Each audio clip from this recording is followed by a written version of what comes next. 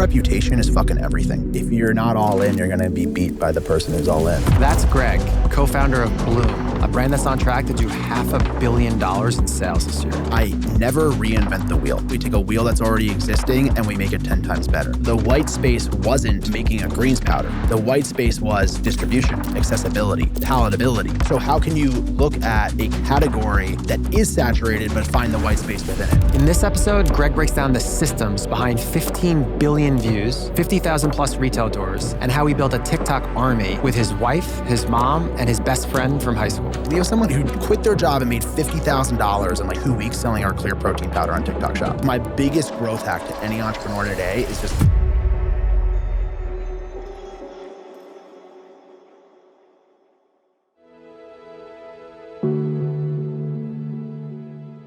Guys, 180 million bootstrapped, on pace for 500 million this year, built with his wife, his mom, his best friend growing up, the American dream. Stay to the end. We're going to give you the full playbook.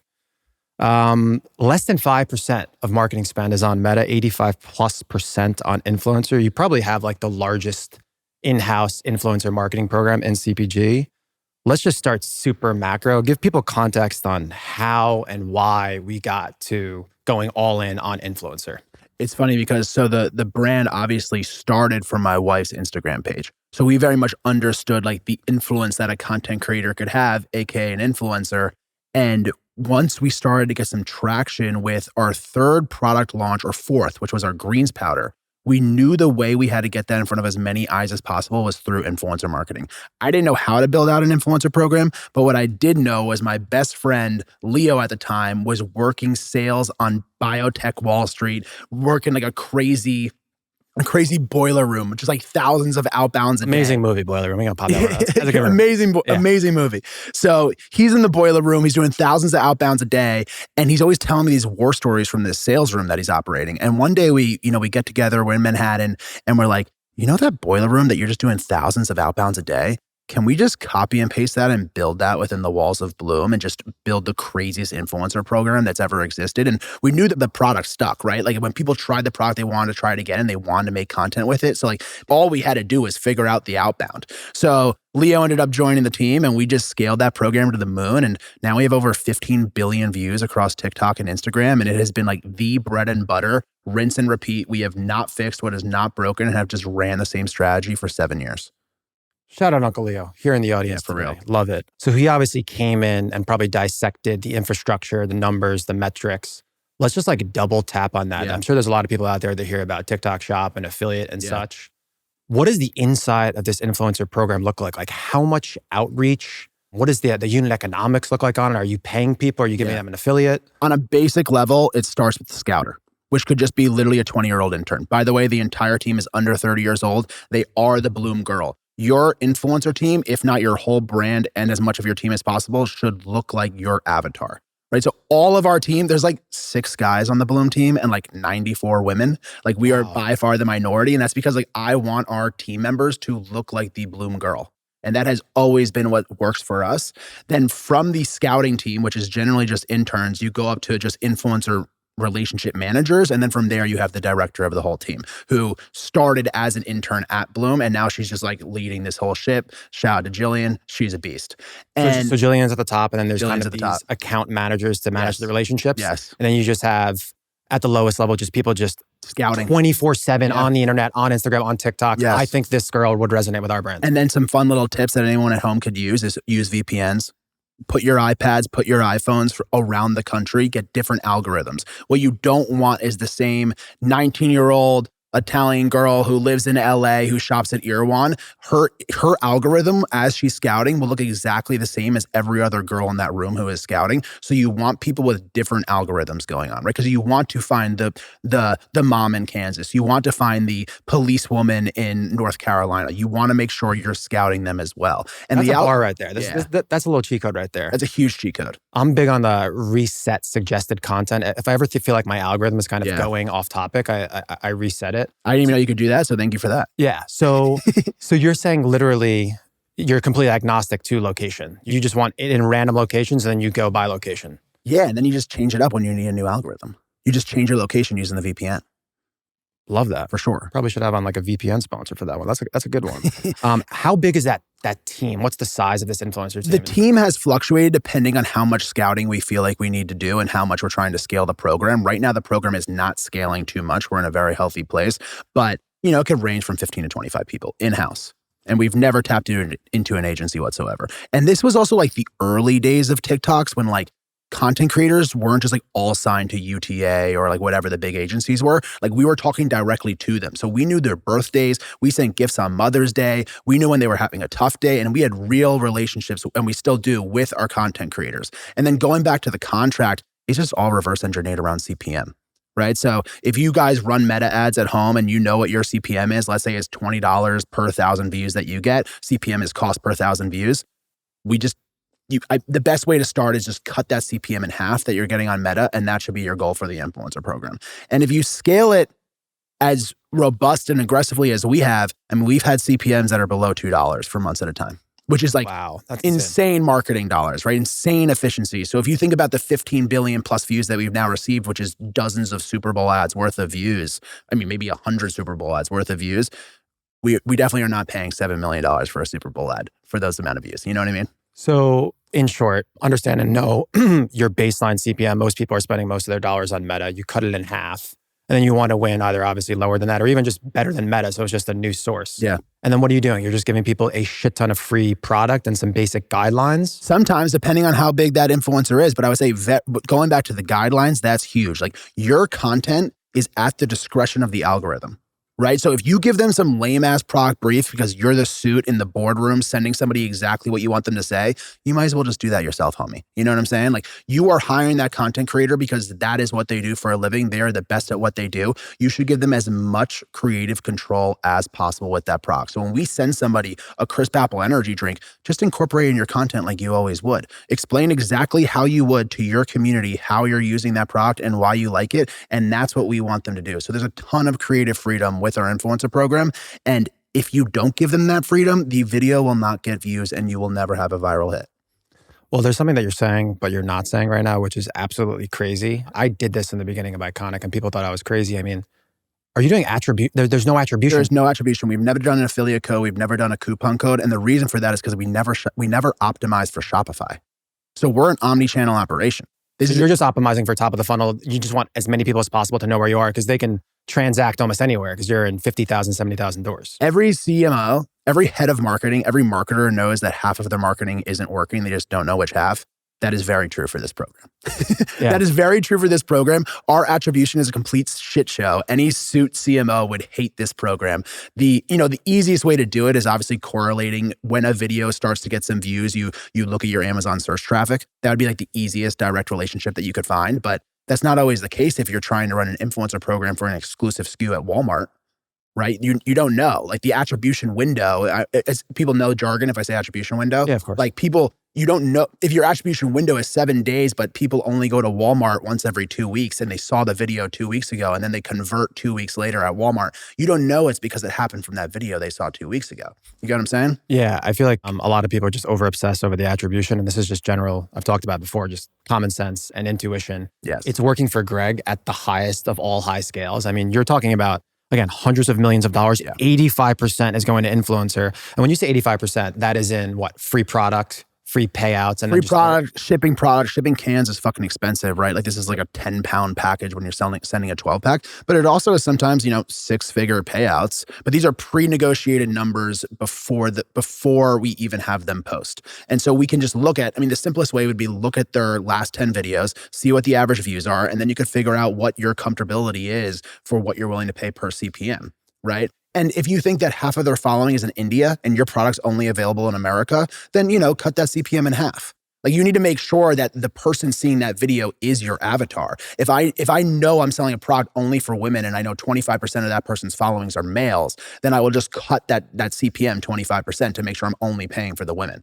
right? What are those other things to double click on? So half CPM, you win even if it's a bit over. Obviously, you want to diversify against Meta. Looking at the trailing 10 videos to see the blended views to back into the CPM. Asking, I guess, for their geography, you want them not to be 90% in bumblefuck. Well, yeah. a lot of our retailers are in Bumblefuck. Yeah. So we love Bumblefuck. But, but I mean, you were even telling me the other day, you found Bloom Energy in like the middle of nowhere, right? Middle of nowhere is like in a random convenience store in Santa Barbara. Okay. Yeah. Santa Barbara. Bumblefuck, I'm talking about Bumblefuck like Senegal, Africa or something. You will find us You in Senegal, Africa? I don't know. I don't think you're in Senegal. We're pretty dominant in just domestic right now, in just the US, but we are definitely launching internationally. We're on Dr. Pepper trucks. Yeah. So like we're anywhere you can kind of find a Dr. Pepper at this point. Yeah. It's pretty incredible. And that's why it's 50,000 doors. But I would say the last thing is like, as you are trying to launch an influencer program, if you're at the early stages of this, you want to find the influencers that you think your avatar is already following, right? So don't just like sign any woman, like find the niche that you're talking to and then find the influencer that niche is already following. And then you can slowly get wider as you start to dominate that niche. And where are we at as far as biggest bang for your buck from a size perspective? 5,000, 20,000, 100,000? You should have a diverse portfolio, but it's a game that works at scale. And I would say that if you only have a limited budget, I would strictly stick with like, I don't know, 5 to 50,000 followers. So it's a little SMP game, just sprinkle in all different sizes. Yeah, shoot from the hip. And what about platform? I would imagine you guys are very Instagram heavy. Majority TikTok by far. Wow. Yeah, by far. And what's second? Instagram? Yes. And then that's pretty much it. We don't really do anything on Facebook. We don't really do anything on Snapchat. We don't really do anything at YouTube on this point. And we don't do a ton of podcasts at this point, and I can get into why in a second. Yeah.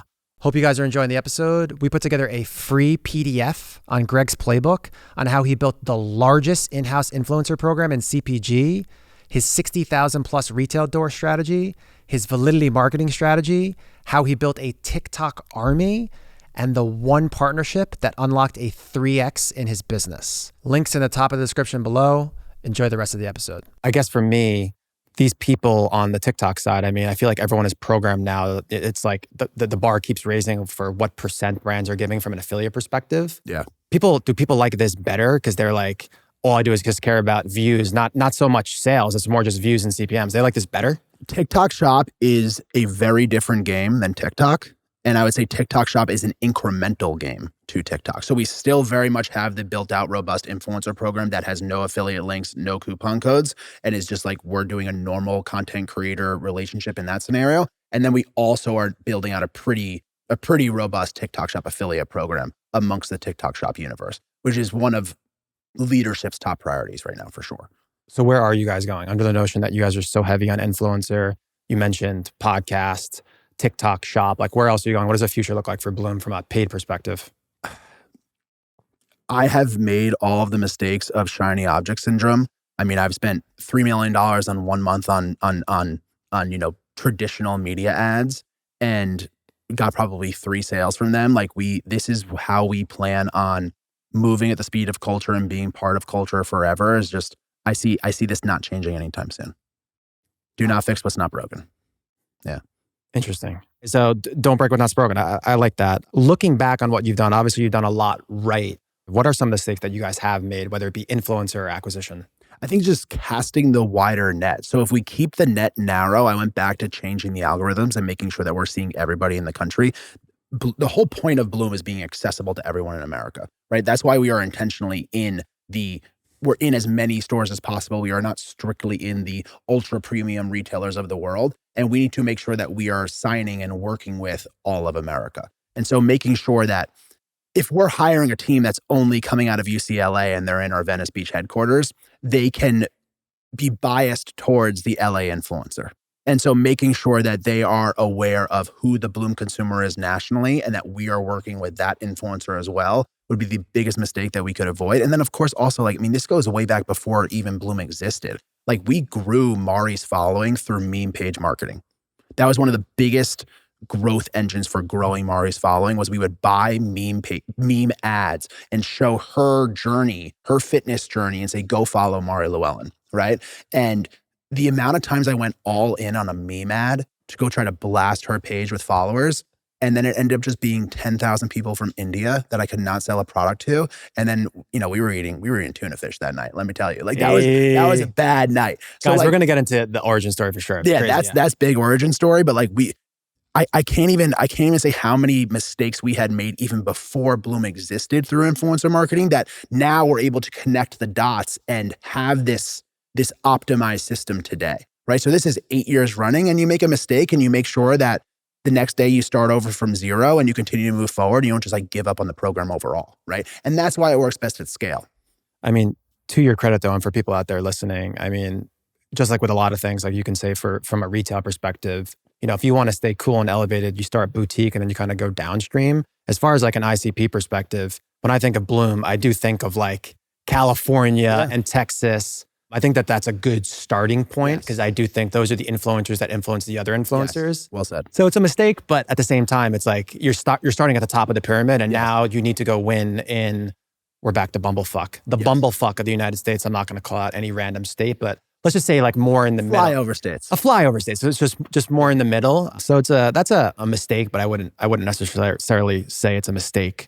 This all has to do with CAC to LTV and retention. I'd love to know, like, what are some of those like retention strategies that you guys are doing, kind of looking at the end customer, whether it be these like mixer bottles, these blender bottles, like the BOGOs, like what are some of the things that you guys do that are optimizing for retention? I mean, optimizing for retention, I think every problem in your business is probably a product problem. So if you're having an acquisition problem, it means that your product is not appealing to anybody and they don't want to buy it, right? If you're having a retention problem, it means they finally bought your product and then now they don't want to keep on buying it. But I would say one of the biggest mistakes we made early on in Bloom, just because of Mari and I's age at the time, was going after a very young consumer. So if you're selling ritualistic supplements that you're supposed to take every day for long periods of time, or you're trying to create habits with people, generally a younger consumer is going to have a tougher time having a ritual, right? Like I didn't have a morning routine when I was 20 years old. So when we first started to really scale the greens business, because of our age, most of our followers and most of the people we were converting were way younger, and they just had a lower retention rate as a result. So like that was not as quality of a business as it is today, because it was just a younger consumer that like was not going to repeat, and they don't even subscribe to things. Why would a young person subscribe to something? Like I didn't subscribe to shit until I was like 30. So that would be the biggest issue for retention. I would also say that's where community comes in. And what separates just selling a product versus building a brand is people are rooting for your company and your community or your brand as if they're rooting for a sports team. Right. And it's like people have followed along with Mari and I for 10 years now. So 2 years before Bloom and then now 7, 8 years with Bloom, where it's like they've seen this whole journey and we're throwing in real life events around the country. We're sending out free product to our top customers all the time. They're seeing these displays in Walmart and they realize it's not just like Coca-Cola's display. It's like Greg and Mari's display. And I think that they like ride that wave with us and they feel like they have stock in this company and they want to continue to support it. And the feeling's mutual. Like we want to support our community back. And it's been an amazing journey having people kind of make Bloom a part of their life. And now you see a Bloom trademark in so many different aisles of the stores because we've been able to create a platform brand with supplements, with soda, with energy drinks. I think Bloom Baby could exist eventually, right? Like wherever our consumer's journey is, very much correlating to my wife's journey. Obviously, we have a 4-month-old son at home. And I just think taking them along for this ride and moving at the speed of culture, right? It's like female energy drinks weren't really even like a thing 4 years ago. And then now, because some people have helped, or some companies have helped pave the way, seeing this cultural change and making sure Bloom's part of that with female energy is just the best way to keep the consumer coming back. But to be transparent, like we have parts of our portfolio that were doing over $100 million 2-3 years ago. And today they're doing under $75 million. Today, like they're cutting in half years later. Bloom has net grown, but we've been able to follow with what consumers' wants and needs are to keep on coming back into the Bloom portfolio, not necessarily the first product they joined Bloom with. Yeah, I think you guys have done a great job of building brand versus product and listening to your community. I want to double click on community and events because I just think everything ladders back up to just brand. Like the fact that you guys are doing all this influencer and not meta, it's paid off where people actually are really resonating with you on like an authentic, organic level.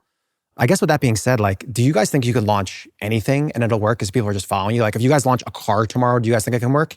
I think you need to continue to level up with the size of TAM that you're going after. So we started with the most niche product that you could possibly sell. It probably had a $10 million ceiling. Female pre-workout with people who were sensitive to caffeine and had anxiety, and the women were lifting weights. which in 2019 was like, this is like as niche as it gets, right? The largest that product could have ever gotten was $10 million. And then you have to recognize, you look in the mirror and you're like, okay, this is a good business, but I'm ready for the next challenge. And my community's asking me for other products. Then we made recovery powders. Then we made protein powders. Then we made the greens powder. And then we went into energy drinks. So we were slowly going after larger and larger TAMs, larger and larger challenges. And I see no reason why we will not continue to do that. Do I think the end result is us creating a vehicle? No. But I think that there's like more aisles of the top retailers in the country, like I said, Bloom Baby, where Bloom could absolutely play in like other huge categories. I don't know what the hell is bigger than energy drinks other than maybe soda with our Bloom Pop, but like, yeah, I don't know what the next challenge even could be. I can't fathom it, but like there's a lot of runway left for this energy drink. Yeah, I want to keep double clicking on marketing. I completely agree. You guys have continuously reinvented yourself, guys. We're going to get into it. The fact that you're like having products that are doing like 100 million plus, and I'm not going to say you're like aborting them, but you're definitely reprioritizing your focus on new stuff with bigger TAMs. So you guys are ultimately going after bigger and bigger TAMs in conjunction with listening to your community. They're asking for it. Yeah. Like they if you actually grow a community, before we even had Bloom, our community asked us to make supplements because we were selling workout guides and they said, I need supplements to take with these workout guides. So Bloom was born. And then eventually, once we had some more credibility, like once we got to the greens powder, people were like, we really love every supplement that you're making. I'm looking for a better for you energy drink. Can you guys please make one? And so we just did, right? And so that was, it's just us listening to our community and also, of course, listening to like what Mari and I want as a consumer as well and what are our pain points. Like we can't find a better for you energy drink that is like as palatable as what we would like it to be. So we made Bloom Energy. But yeah, I think like the community will tell you where to go, which is like why having that nucleus of a brand is so crucial to building something that's multi-decade proof. Yeah, I mean, obviously you can listen via email, post-purchase survey in the comments, but I do think in-person events has been big for you guys. What's the thesis on events? Are you guys doing a bunch of small events? Are you guys going massive? Do you want to do a Super Bowl commercial? What is the actual like event strategy?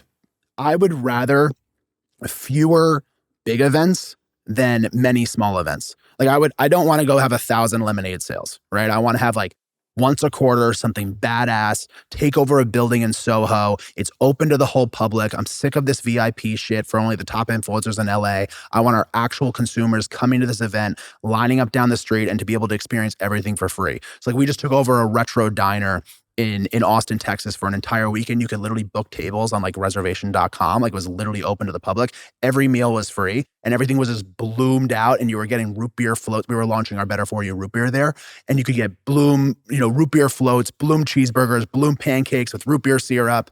And it's like every meal was free for just a whole weekend. Our whole community could participate. And what I will say is that your in real life event could be so kick ass, but if it doesn't capture good digital content, it's probably useless. If you have a lame event that does make good digital content, that's a win in my book. So somehow you need to find the happy medium of the two, but it's like, if you're going to have 1,000, even 5,000 people, or maybe even just 500 people experience your event, if they have the best time, I'm happy to give that back to the community, but you need to make sure the event is reverse engineered for digital content because that's going to be creatives that you can use for literally years to come. Yeah. So we've had events 3 years ago in New York or even in London where like tons of our community were there, but we had so much content captured. We're still deploying some of that content today. So like that's what some of our favorite photo shoots happen at these events. Yeah. I mean, it's wild that you have 1,000 people online. You need to get video B-roll of that content. And then you go back to that same city, you use that actual B-roll. My favorite is, and I can go back to like comment sections and keyboard warriors and how they've almost ruined my business many times. But my favorite thing to do at events is sample unreleased products, especially for the energy drink. If we can have like 10 flavors that we're thinking about. Wow. And I even think like, it's never the ones that I think are going to perform well. It will end up being like a blueberry lemonade that I never thought would perform well. That's pretty good. But it's coming out in a couple months. And then, but if you can get like real life reactions, especially if it's not necessarily a Bloom community member and it's just someone on the streets of Soho, you get a raw reaction of which of these 10 flavors is your favorite. That is the best way to get consumer data. I fucking hate syndicated data about, if I'm looking at Target and Walmart sales and they can tell me who it is and why they purchased it, or like post-purchase surveys I've had a ton of bad luck with. The worst story with Bloom was when we were a protein business, because once COVID took off, we hopped on COVID and we went crazy with protein powders for baking at home, right? And so, which goes back to just like, you need to stay ready so you don't need to get ready, which I'll get into in a second. But having protein powders, and then we would get 50 comments a day, let's say, about making a vegan protein powder. And so this was a no-brainer. Our community is telling us to make vegan protein. And then we went all in. We ordered 100,000 bags of this vegan protein. Hey. I think it was like lemon shortcake flavor or something like that. And it was going to be a hit. The community told us exactly what to make. And then we launched the vegan protein, and the 50 comments a day, we sold about 50 bags.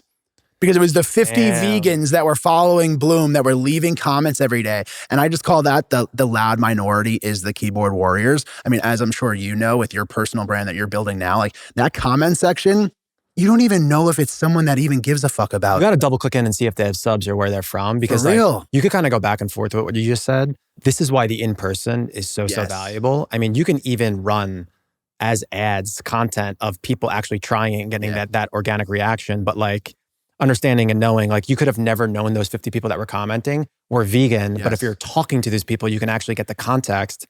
And kind of going back to what you said on syndicated data for people out there listening, something that's very, very surprising to me is, I think it was on the Roan episode, is I thought, like, from a conclusive evidence perspective, you need like thousands and thousands of people. Dude, if you get 150 people at your event trying the blueberry lemonade, and 135 of them love it, like, that is enough evidence. Obviously, if you know who these people are and they're not some random person that's outside your ICP, that is enough to press the button. People don't realize how small it has to be to really get the evidence. I would take an N equals 50 of people walking around the street over more value than anything I can buy from some fancy syndicated data thing that I spend 50 grand for sure. That's wild. And yeah, I think just to repin on what you said for people out there listening, I mean, it's actually the same exact thing from podcasts. We've said it before, is so many people focus on like doing these podcasts and then they like forget about like the content at the end and the distribution at the end. Yeah. If you have a really good product and nobody hears about it, then it's done. Same thing with an event. If you have a really good event and you don't have any event to capture to then use later, then it's just those however many people that had a good time there. You don't get all of that kind of long tail. So that's some great advice. Also, last bit there is that's why our team is the Bloom Girl. So essentially, I have 96 people who can sample energy drinks and can sample products and tell me what they're consuming, what they just found in their favorite grocery store and why we should make it. That's our consumer. And they work in our office. And I can just look into our community cafeteria fridge or our team cafeteria fridge and just be like, wait, what's this new product that 4 people just brought in today? Tell me about it. Let's order a whole bunch on Amazon and we're all going to try it. That has been the biggest incubation lab that exists for Bloom, is just our team and what they're eating and consuming or drinking, because that's our consumer. We hire the Bloom Girl. Yeah, it's wild to think, just to tie a bow on the event side. We're not saying that these are not good events, guys. They're great events. Yeah. But it seems as though that's so fun. That's like last on the pecking order. It's really just about the content distribution and then finding out if your ICP likes the product. For people out there, I think that's a great piece of advice to give people, is bring product that's not out, find your ICP, ask 50, 100 people, and then not order vegan protein like you did with 50 YouTube content comments. If you make an event that makes really good content, it's going to be a really good event. Like, that's a direct correlation in my book. And from a cost structure on that, I mean, all the things that we talked about, and then you're just looking at just like top of the funnel awareness of what it is. Yeah. And then that's like, of course, going to be the content that not only everybody who visits posts on their page, and we'll make sure we bring some big influencers to the event as well. But it's also, we take a lot of pride in our owned profiles. So, Bloom on Instagram, Bloom on TikTok, even like, our founders' content, of course, like my wife or whoever it may be is posting like crazy about these events. And so like that content can get millions of views. And so and that's like a very valuable million of like people we really want to make sure see it. So that goes a long way as well. Yeah. And as you build your own channels, then you can start featuring people and doing co-branded posts. Then you have value against, for sure, obviously the people that you're partnering with. I want to tie up on the marketing side. For anybody out there listening, what would you say is kind of the single most important shift that people need to understand and see that's happening in marketing? What are you seeing on your side? I would say, I mentioned earlier, moving at the speed of culture. there have been 4 monumental cultural interventions that have happened in just the last 6 years that I can think of, right? The first was COVID. And I mentioned how we hopped on that and started to sell a ton of protein for people baking at home. Then TikTok was launched, or TikTok started to really get some traction. Our team hopped on that so fast. Then, I mean, GLP-1s was like fucking crazy. Seeing how much just like consumer trends and palettes have changed and like what people are actually buying at Walmarts and Targets and on Amazon because of this like pharmaceutical intervention that is GLP-1s is crazy. And then of course, the most recent is TikTok Shop. And so TikTok and TikTok Shop are 2 very different things, and trying to balance the 2 algorithms and master both of them, any brand that can pull that off in 2026 going into 2027 will be the brand that can win omni-channel. It's going to be the brand that can win not just TikTok Shop sales, but their Shopify, Amazon, and whatever retail doors they're in. Like that is the omni-channel playbook right there, is mastering TikTok and TikTok Shop as 2 separate things. Because you just think that you're getting the most bang for your buck as far as top of the funnel goes, because everyone knows that they can make money there on the affiliate side. The affiliate thing is like awesome. I was on a Discord call yesterday with I think like 150 or 200 of our top affiliates, and like they're all quitting their 9-to-5s. And if they haven't, that's their goal with joining our affiliate program. They're quitting their 9-to-5s and they're doing this full time. And we have someone who just made like a normal person who quit their job and made $50,000 in like 2 weeks selling our clear protein powder on TikTok Shop. Like it's crazy. I think the coolest thing about it is it's the first time our community can really like monetarily experience these wins with us. So it's like now our Bloom consumers, also our Bloom salesperson, it's almost turned us into this like massive sales force and marketing force where like everyone can just like experience this growth with us. And because we're such an omni-channel operation in 50,000 doors outside of, our digital channels, we can really lean in heavy to how much we're compensating these people and how much we're compensating our content creators and affiliates, because that channel isn't necessarily like what's keeping the lights on. Right? Like we're allowing that halo to bring lift elsewhere. So when we're crushing it on TikTok Shop, we see the TikTok Shop sales, more than 30% of those going over to Amazon, going over to Target, going over to Walmart. So we're at this huge advantage where even though we're not these like crazy e-com TikTok Shop growth hackers, we can lean in so heavy on just how much we're incentivizing our creators because we know it's going to affect the whole omni-channel operation. Yeah, because you have EBITDA elsewhere. I mean, you guys are going to absolutely smash, because when I think of like, these new playbooks where people are just running it up so fast, like Hudson from Comfort, this guy's done like 3 or 4 years, like 29 years old, like $1 billion. Yeah. He doesn't have the hedge in retail. So I can't think, correct me if I'm wrong, I can't think of any like CPG brands that are probably in even 20,000 plus doors outside of Rahal with David Protein actually, that are running it up on this TikTok Shop. So I feel like that you guys have an enormous opportunity here to win on both sides and get the bleed over. The best part is that most of my competitors who do have that amount of doors, they're the legacy corporations. Yeah, they're Coca-Cola's not on TikTok Shop. Pepsi's not on TikTok Shop. Mountain Dew is not on TikTok Shop. So it's like, I am selling soda. Red Bull is definitely not on TikTok Shop, and I'm their competitor with an energy drink. And so it's like, that's where the young brands like us can really take some market share fast, because they're probably still figuring out like when they want to launch it. And we're a year in, All right, guys, if you guys are listening, you're not on TikTok Shop, you have an advantage now before the big boys come in. Sprint while you can. As an operator, I am always asking myself, what are the low lift ways to save or make money? ChargeFlow is an absolute no-brainer. Here's the problem. A customer buys from you, they get their product, they call the bank, and they get their money back. That's a chargeback. Most brands just eat it because it's actually built to exhaust you. In my first few years of Iconic, we lost well over 6 figures before we put this in place. ChargeFlow is fully automated. It handles the evidence and the follow-through. You don't even have to touch it. Fanatics, Huel, and Hexcut, some of the biggest names in e-commerce, use it today. And the best part is they only get paid when you recover money. It's a 4x ROI guaranteed, or you pay nothing. 60 days fully managed for free. Chargeflow.io with code OPENRESIDENCY to tap in. Stop giving back revenue you already earned.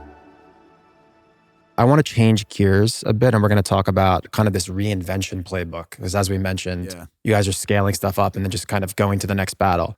Let's start with just this $1.36 million day for people out there. That's what they may or may not be doing in a year. Tell us about that day. What happened? Damn. All right. So Maury and I were living in Brooklyn, New York. We had been there for about a year. We had just lost our one full-time employee, and we had our greens powder sold out for quite a while. And, maybe 6 weeks. Contextually, this is your hero product. This was our hero product at the time. And it sold out quick, a couple 6 weeks ago. But we didn't really think anything of it. It was going to be a big restock day. And we blasted our email list. We start the day. It's 9 a.m. We're in our first co-working space. We walk up the street from our 2-bedroom apartment in Brooklyn. And we get to the co-working space. We send out the email blast. We send out the SMS blast. We post on Instagram. Mari posts all over her Instagram. And we just kind of waited. And so much traffic came to our Shopify relative to what we were used to at the time. And within 12 hours, we did $1.36 million. And now obviously we do like over $1 million a day. But at the time, that was just like, what the fuck just happened? And the worst part is that we actually sold out that day. So I had to tell our consumers again, like, sorry guys, we sold out. But I learned 3 things that day. One, restock is the most powerful word in validity marketing, right? And everybody, especially with the digital brand, should be chasing validity with everything that they have, because you are still just like the random Instagram brand. You are still like the random influencer that made a CPG product, and you need to find words of validity or statements of validity that you can attach to your brand as often as possible to be associated with, the big brands that people don't question buying. The marketing language we're talking about here. Marketing language. And like, what is more valid than we've had to restock this 3 times? Right? Then people know, oh, somebody bought this so many times that it's sold out 3 times and now it has restocked. I've seen this one hat brand. I always get an Instagram story. It's like the hat that's been restocked 11 times, and they're doing like $2 million a year off just that messaging. That's fire. Yeah. Restock is the most powerful word in marketing.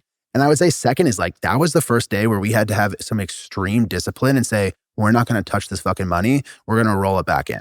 Right. And so that day we took that $1.36 million and we called our manufacturer and said, we will take $1.36 million of more greens, please.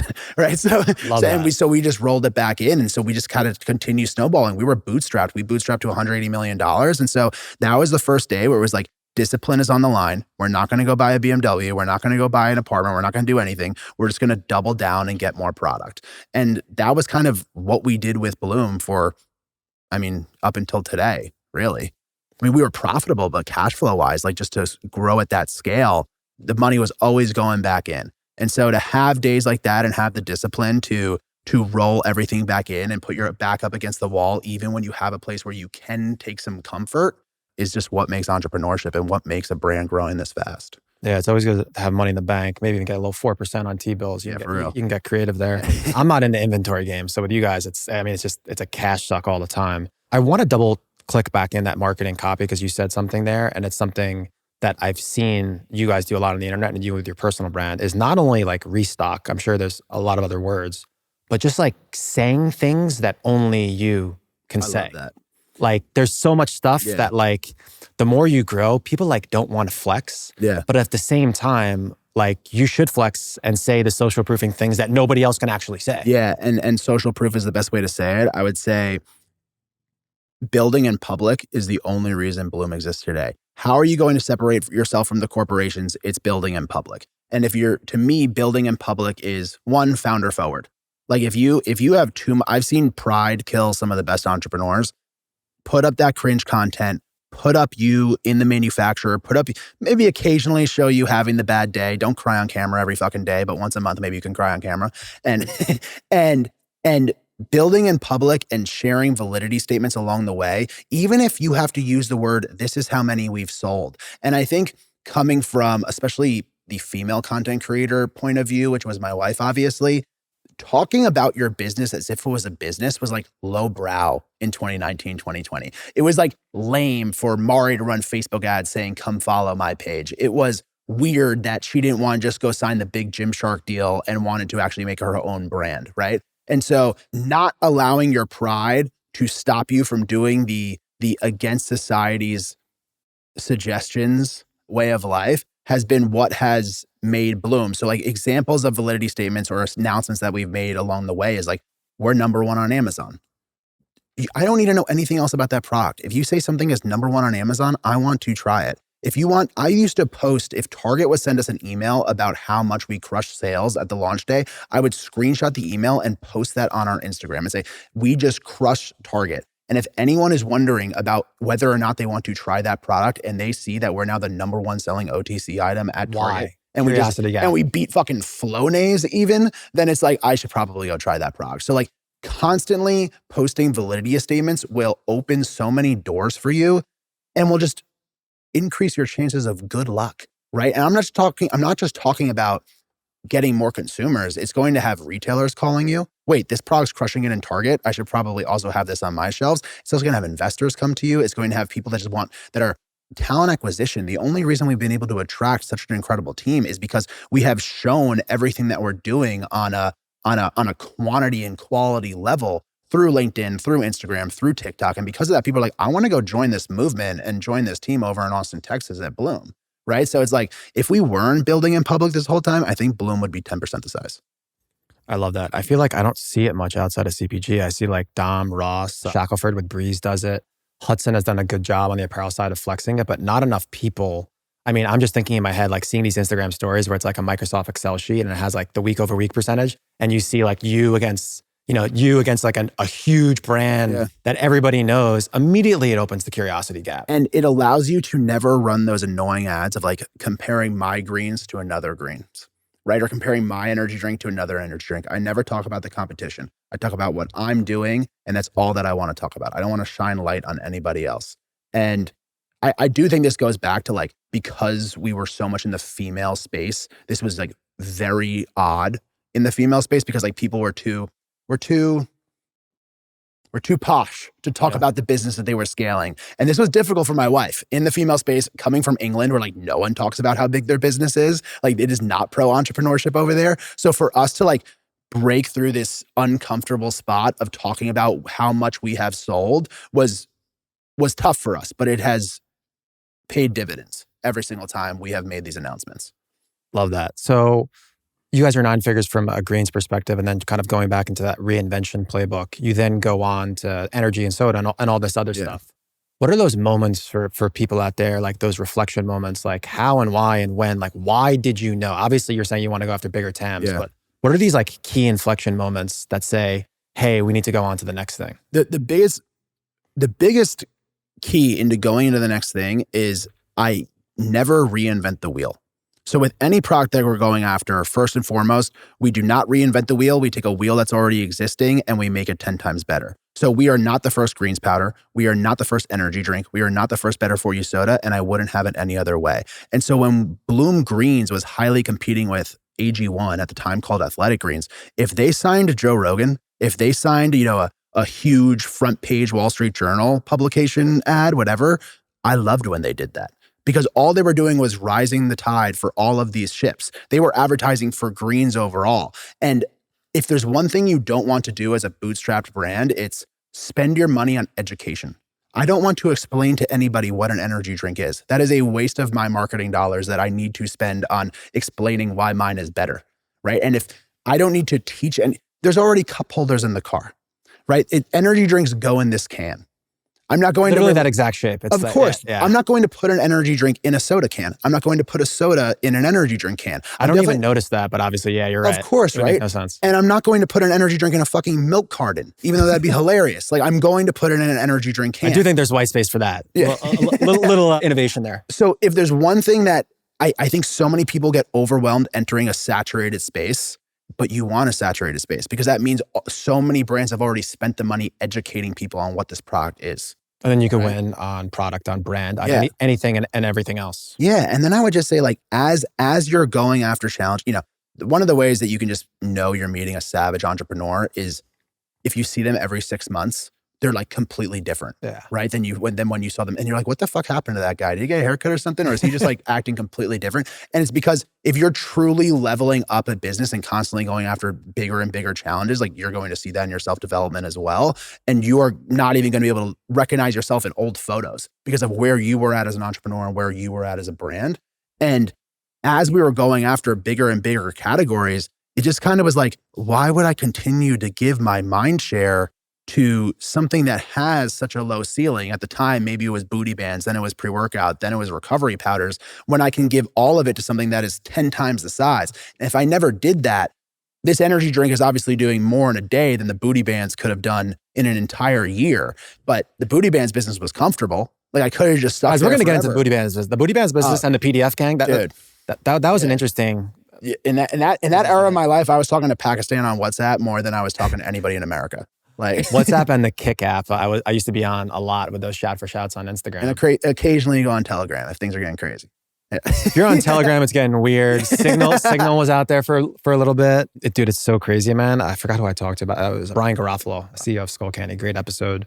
Just the more and more mature that people get as entrepreneurs, like, don't want to be first mover. Yeah. No. Don't want to be first mover. No, and this word, like, why would you want to launch an energy drink? That's a saturated space. It's like, that's exactly why I want to launch an energy drink. There's already a place for this in Target. Yeah. There's already a category on Amazon. If you're creating a product and there's not already a category for it on Amazon, get ready to need to raise some fucking money because you're going to need to go educate all of these people and 90% of them won't even want to buy your product. Yeah, with that being said, I do think there's something to be said about if you do that, you could have an asymmetric outcome and win huge, but for the chances... That's not my journey. Yeah. Speaking for myself. Yeah. You're layering on top of the pre-existing brand and you can just turn the lights on a random category. What are those key things that you're looking at when you're looking at a new product? You mentioned TAM, you mentioned asking your community. Is there anything else big that you guys look at? I would just say that the category's stale, right? So when we saw the energy drink space, we were like, this isn't cute.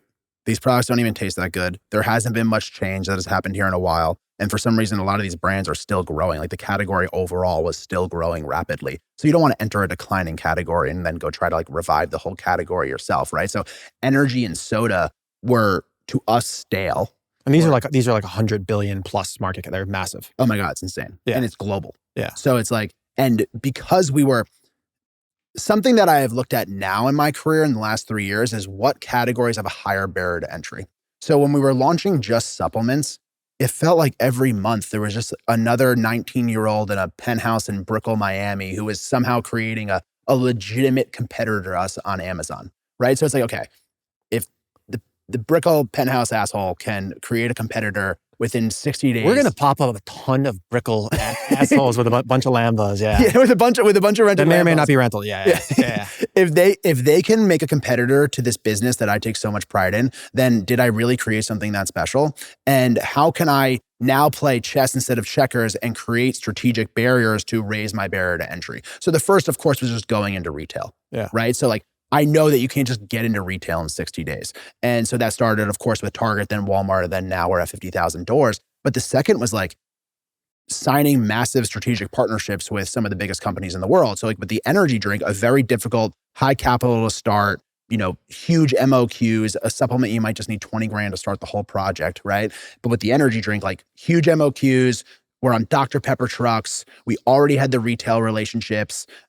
It still worked with everything that we were doing in terms of influencer marketing and the relationships that we have with those retailers because of our nutrition business. So it's like, what synergies can we find that we can connect the dots to still creating something innovative, but allows us to use the strengths that we've built over the last decade, right? So I wouldn't go start, you mentioned a car earlier. I don't think they sell cars at Target, right? Like how can that, and that's one of my strategic partnerships. So it's like, how can I make sure that whatever my innovation is using the things that I have accumulated over the last 10 years?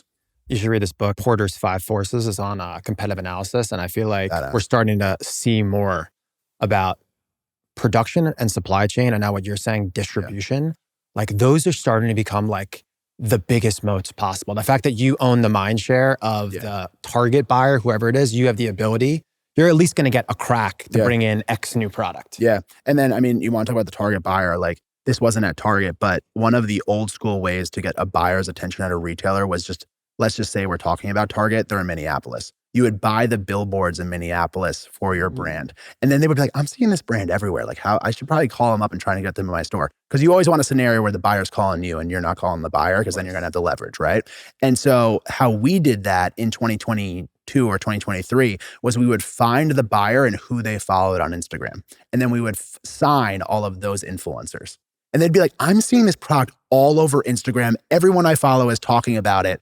Can we have a meeting? Because I want to get this on my shelves. So that was always the best way to get somebody who is Illuminati to us, get their attention. I love that you said that because people on the Gretman episode, he talks about he's like a maniacal hawk on looking on his phone and looking at the tables on his restaurants. Like the reality is like that happened. And I'm going to take a wild guess here. You're not going to be like to that buyer, like, oh, I did that on purpose. Like you never, you don't say anything and you can create this massive strategic engine in and around them without talking to them. And obviously they're going to come to you. You're not going to go them. More people need to do that. Yes, and more people need to realize that there are humans behind those desks. Yeah. Like you imagine these massive corporations and that you're just talking to some like binary computer making only objective decisions, but the reality is they're making emotional decisions and they want to make a bet on you. And if they're seeing a brand crush it digitally, they want to be the person in the walls of that retailer that took the chance and brought in that digital brand, and it was a huge success. So if you can find like the entrepreneur within these large corporations and figure out how to partner with that individual, that's the person when you're in a meeting room with 10 people at a large corporation, you're looking at them the whole time. Hyper-focused on that one human. That one entrepreneur that wants to make a name for themselves within the company, and they will take the bet on you. Yeah. So for someone like you, someone that goes to the gym 6 times a week, sub 10% body fat, we can talk about stuff like that. Perhaps. Throughout this whole entire journey, you're bootstrapped. So you bootstrapped 180 million, no outside capital. I'd love to give people context on why you chose that route and now what has been the payoff. So I want to get into the partnership after, but why did you guys not raise outside capital? I mean, you mentioned reading a book a second ago. I graduated college with a 2.4. I was 2.1. 2.11, 5 years, University, Delaware. I needed to get a certain score on the last test. That's the lowest I've ever heard. But aren't you curious? I'm so curious to like, I would imagine that I can go back and get a 4.0 now because I'm like, when I focus on things, obviously when I focus, I'm good. I'm curious. You think you could do good? Do you think you can get high grades? I think I could now. I think I would like to think so. Yeah. And I would probably be not taking Adderall, and I was taking a ton of Adderall for that 2.6. You want to fuck around and go take a Harvard digital class with me? We should do that. I'm down to do that. We should do Let's do that. It's like 2 weeks, like $2,500. I'm down. And then we could get on our LinkedIn, and then we could get a consulting gig. Amazing. And then we could take a picture outside of Harvard after. And then we can flex that as well. That's hilarious. I like that. So I'm not an academic. Yeah. My wife's not an academic. When we launched Bloom, she had dropped out of college at that point. She was working the front desk, the opening shift at an Orange Theory Fitness, like cleaning the fucking bathrooms. It was the worst. And I grew up in a society where it was just like lawyer, doctor, finance, and you're going to an Ivy League school. Otherwise, you and your family are never going to be talked about again. Right? Like that's all anyone cared about. And I was like this kid who could not even finish a sentence in a book because my ADHD was so outrageously miserable.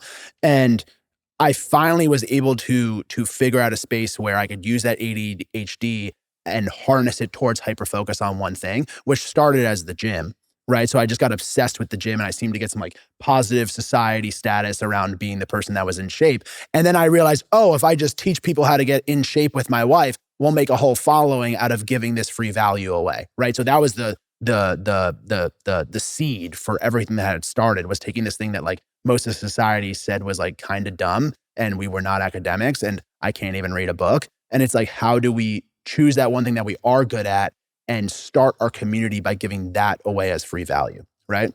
But your question was, why do you bootstrap? Was it just, did you just not know any better? Going back to not being an academic, we didn't even fucking know what enterprise value was.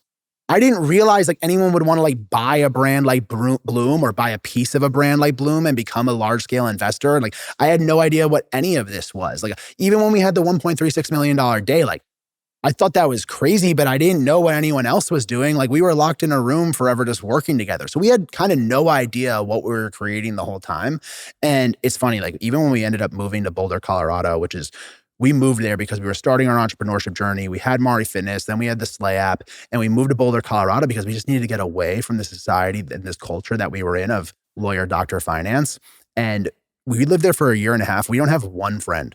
We didn't make one friend in Boulder, Colorado. It was just my wife and I working every day, 7 days a week for a year and a half. And that's where we launched Bloom. But yeah, we had no idea what we were building. And then one day we were at, a trade show, and someone came up to us and we were like, are you aware of what this business could be worth? Like, and we want to buy a piece of it and we could help you, scale it up. And we had all of the fun private equity conversations, and none of them really floated our boat. And we were profitable at the time. And I don't know, that just like wasn't really our thing. Shout out to anyone who does private equity deals, like do your thing. That just like wasn't Bloom's path.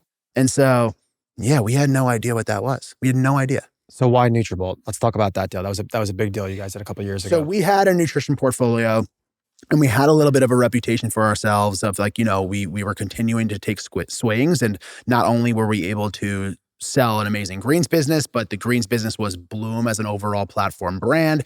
And we really understood social media. And we were kind of like the new hot thing on the block. And I wanted to go after beverage.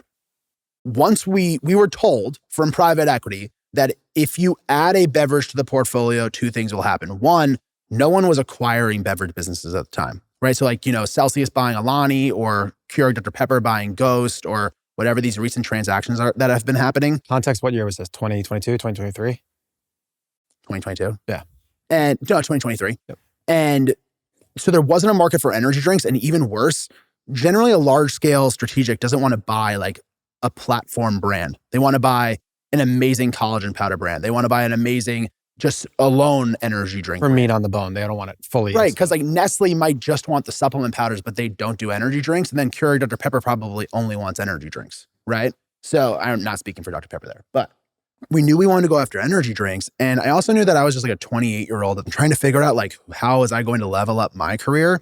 And so after talking to 1,000 different potential partners and private equity and banks and whatever it may be, we had a choice of either just selling this whole business or trying to go after the next big challenge with what we had built, which we knew would be beverage. And the only person who was down to partner with us on beverage was Das Cunningham, who's the CEO of Nutrabolt, which is C4. Most of us men in America probably tried C4 pre-workout sometime in our life. You probably snorted it at some point. And so no snort. Yeah. We talk a lot about No Explode on this. You remember No Explode? Dude, BSN, hell of a product. Yeah, there you hell go. of a product. That's a banger. I would just keep it in the trunk of my car and it would like crystallize in the bottle. And like, if you could get a crystal before an arm pump, it was over. But anyway. This was the steroids before the steroids. Yeah, for sure. I thank God for those two. Yeah. And then, and so we sat with Das and there was two huge things that we noticed. One, he had taken a C4 pre-workout brand and had also launched it into C4 energy drink and scaled that to over $500 million. So it was someone who had done it before. The exact playbook that you guys wanted. The exact playbook, but for men. So in theory, we could plug into the same manufacturers, the same sales team, the same distribution partners, which at the time he had an inked contract and still does with Dr. Pepper. So out of the gate, we could get a beverage onto Dr. Pepper trucks. On top of that, he was one of the only, I don't want to speak for him here, but he was one of the only billionaires I'd ever met that still had his whole family intact. Every time I called him, he was at a baseball game for his kids. And, good dude, Texas values. And it was like, I need to figure out my mentor because I have no idea like what type of person I'm going to turn into, especially with like the size of the business that I'm running, the amount of wealth that I'm coming into, whatever it may be. I was like, I don't want to lose my wife and all these other rich people are losing their wives. So it's like, how do I figure this out? I should probably go find a mentor to work with. And so Greg came through in the PJ, guys. Just quick context. We'll talk about that later. He came through in the PJ. That's crazy. Yeah. But I actually tried to get a helicopter. So I had two things. I had like a personal and business mentor that I could go work under in my 20s. And also somebody who had the playbook of how to launch this beverage. And when I think about partnerships, if the word strategic doesn't come before that, I think you might as well just sell your whole business, right? And we didn't want to sell our whole business. And I knew that if we signed a contract with Nutrabolt with the intention of this being a joint venture of making a beverage together and getting Keurig Dr. Pepper involved, I could sell 30% of the business and the business would be worth 3 times the amount the next day. So if you're going to sell a chunk of your business, which will be the most expensive or valuable contract that you ever sign in your life, it better be something that increases the enterprise value of your business because you are now associated with that brand, right? So on day one of signing that business, we sprinted to the R&D lab, came up with Blue Energy. We were already in talks with Dr. Pepper. We got an exclusive launch with Target just 6 months after that. So it just took 6 months from signing the partnership contracts to having a product on Target shelves, and it blew out of the water. Then 3 months later, got on Dr. Pepper trucks. And then now 2 years later, we're in 50,000 doors. Let's stop for a second there. You said pretty big inflection point there. You had offers in your company. So yeah. So you had a 9-figure offer for someone to buy your company. Yeah, absolutely. I mean, the business was profitable, omni-channel. It was a hero SKU brand. It checked all the boxes for like what type of businesses people wanted to acquire at that time. No risk, no reward here, guys. But what the hell was I going to do? Be like a 28-year-old and lay on a beach? And then even now today, it's like I have the son and it's like, or I have my son at home and it's like, If I sold Bloom, he's just gonna like not see me go to work every day, or he's just gonna like see these cans in stores and not even believe me that I made it. So it's like, what actually matters at this point? Yeah. And ironically, so many people, it's like the Mark Zuckerberg thing. It's like, why didn't you sell for $1 billion? He's like, oh, I would start this same company. And you actually start seeing that. Exactly. The Rahal episode is a perfect example of that. He literally sells an RX bar for 600 and then he waits for his non-compete and does another protein bar. And catching lightning in a bottle twice is a whole other level of risk. I already had lightning in a bottle. So why would I give it up? And so I knew that I could take what we had and just make it, I mean, this could be, generational. We've all seen the Monsters and Red Bulls of the world just go decades. And now they're handing down the crown to the, I don't know, what do you call it? Like they're the next person. Yeah, I mean, the fact that you guys have all the retail doors and TikTok, shop, affiliate, and you guys are going to absolutely hammer the fuck out of that. We're excited, man. That's going to be absolutely crazy. How did your job change kind of overnight? You signed a deal. Yeah. What is Greg before that and what is Greg after that deal? It's funny because like one of my rules with talent acquisition has always been, one, hire for your pain points. And sometimes your pain points are just the things that you don't enjoy doing. And I love building brands. I love marketing, and I love, disrupting and embracing culture.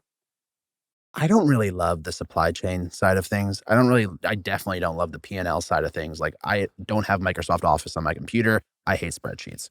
And Leo said that 6 months ago you downloaded it. Yeah, well, I haven't opened it. And yeah, I use Mac numbers. Yeah. That's some ghetto shit. Yeah. He texted me yesterday. I told him no Microsoft Excel today.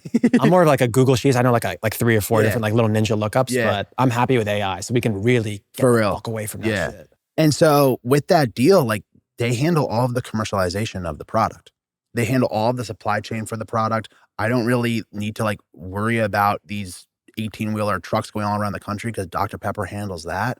And so I was able to kind of get rid of everything that I don't enjoy doing and was able to embrace what I'm good at and what I do enjoy doing. And Das is a P&L guy. Das like gets fired up with a spreadsheet in front of him, right? And like Dr. Pepper loves logistics and sending this product all around the country. So I basically have this team where it's like, if you can make a strategic partnership where it's 1 + 1 = 3 and you're both doing what you love, then that's going to be a magical ride off into the sunset. Yeah, it sounds like a win-win there.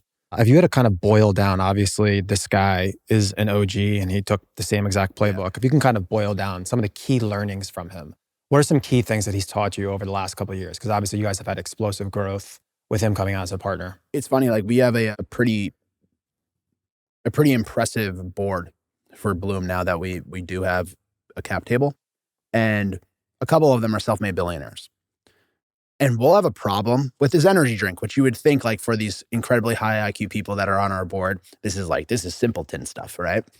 And we'll have a huge problem that we bring to the board, and they'll just be like, man, this is a really tough one. Like, I don't know. And I think there's like the biggest thing that I take away from that is just like, we're all humans, and therefore this is free game for everybody, right? And it's like, everyone has something that they're incredibly good at. Very few people are a 10 out of 10 at everything. I'm definitely not a 10 out of 10 at everything. I'm a 10 out of 10 at 1 or 2 things. And I feel like you're a pretty gangster generalist. You're like a little bit of a Swiss Army. Yeah, you're a Swiss Army. Maybe. But just understanding that like we're all humans participating in this game, and no one actually has that much of a greater advantage than anybody else. And so I'm a huge fan of, again, like going into the 4-minute mile. Like once the 4-minute mile has been ran, other brands are able to do it. That's why I went after energy drinks. There was already a playbook to follow. And so just like understanding that there's a playbook to getting to this much success and trying to take as much notes as I can from his day-to-day life, which is, I mean, the guy's in the office every day. He doesn't need to be. He answers my texts quickly no matter what, and does not need to do this anymore. And just like continuing to stay cognitively stimulated on a regular basis and embrace everything that comes with that has been like the coolest thing that I've learned from all of the successful people around me. How old is this guy? In his mid-40s. Yeah. Damn. Let's go. Yeah. Let's shift a little bit to product and retail. Before we get into specific retailers, like what's your framework of deciding which product goes into kind of which door? How does that work? I've played the exclusivity game a few times, and it has created a lot of drama. If the product does well, the other retailers will be annoyed that they didn't get it first. And I love FOMO. Sometimes FOMO is like the greatest game that you can play. And I love a little bit of drama because they'll act upset, but then place a twice as large order, right? But generally speaking, I try to shoot wide, give it to anyone who wants it, and not play that exclusivity game. And the sales will kind of dictate on its own, like which retailers should really pay the most attention and give the most attention to that product. I'm not a huge fan of like, this is our Whole Foods product, this is our Costco product, this is our Amazon product. Like, because of our digital marketing and it's being shown to everybody, I kind of need to make sure that the same exact product in all of its forms are available everywhere. Interesting. We touched on Amazon a bit, and you mentioned like you don't win on Amazon. I completely agree. How do you guys look at just that whole entire flywheel from a .com to Amazon and then into retail? Like, what's the holistic approach? Is it just all top of the funnel and just let it like fall as it may? Well, our business is less than 5% Shopify. So the day, Wow. yeah. Well, but keep in mind, we're beverage too. So this is our largest business in the portfolio now is our beverages. And no one has a D2C beverage business, right? Like if you want a beverage on e-commerce, you go to Amazon. So it doesn't really work even like shipping a case. So when you say 5% D2C, that means just the Bloom website, not Amazon. Correct. Yeah. Yeah, like true direct to consumer, our Shopify. That said, we were a D2C only brand for the first 18 to 24 months.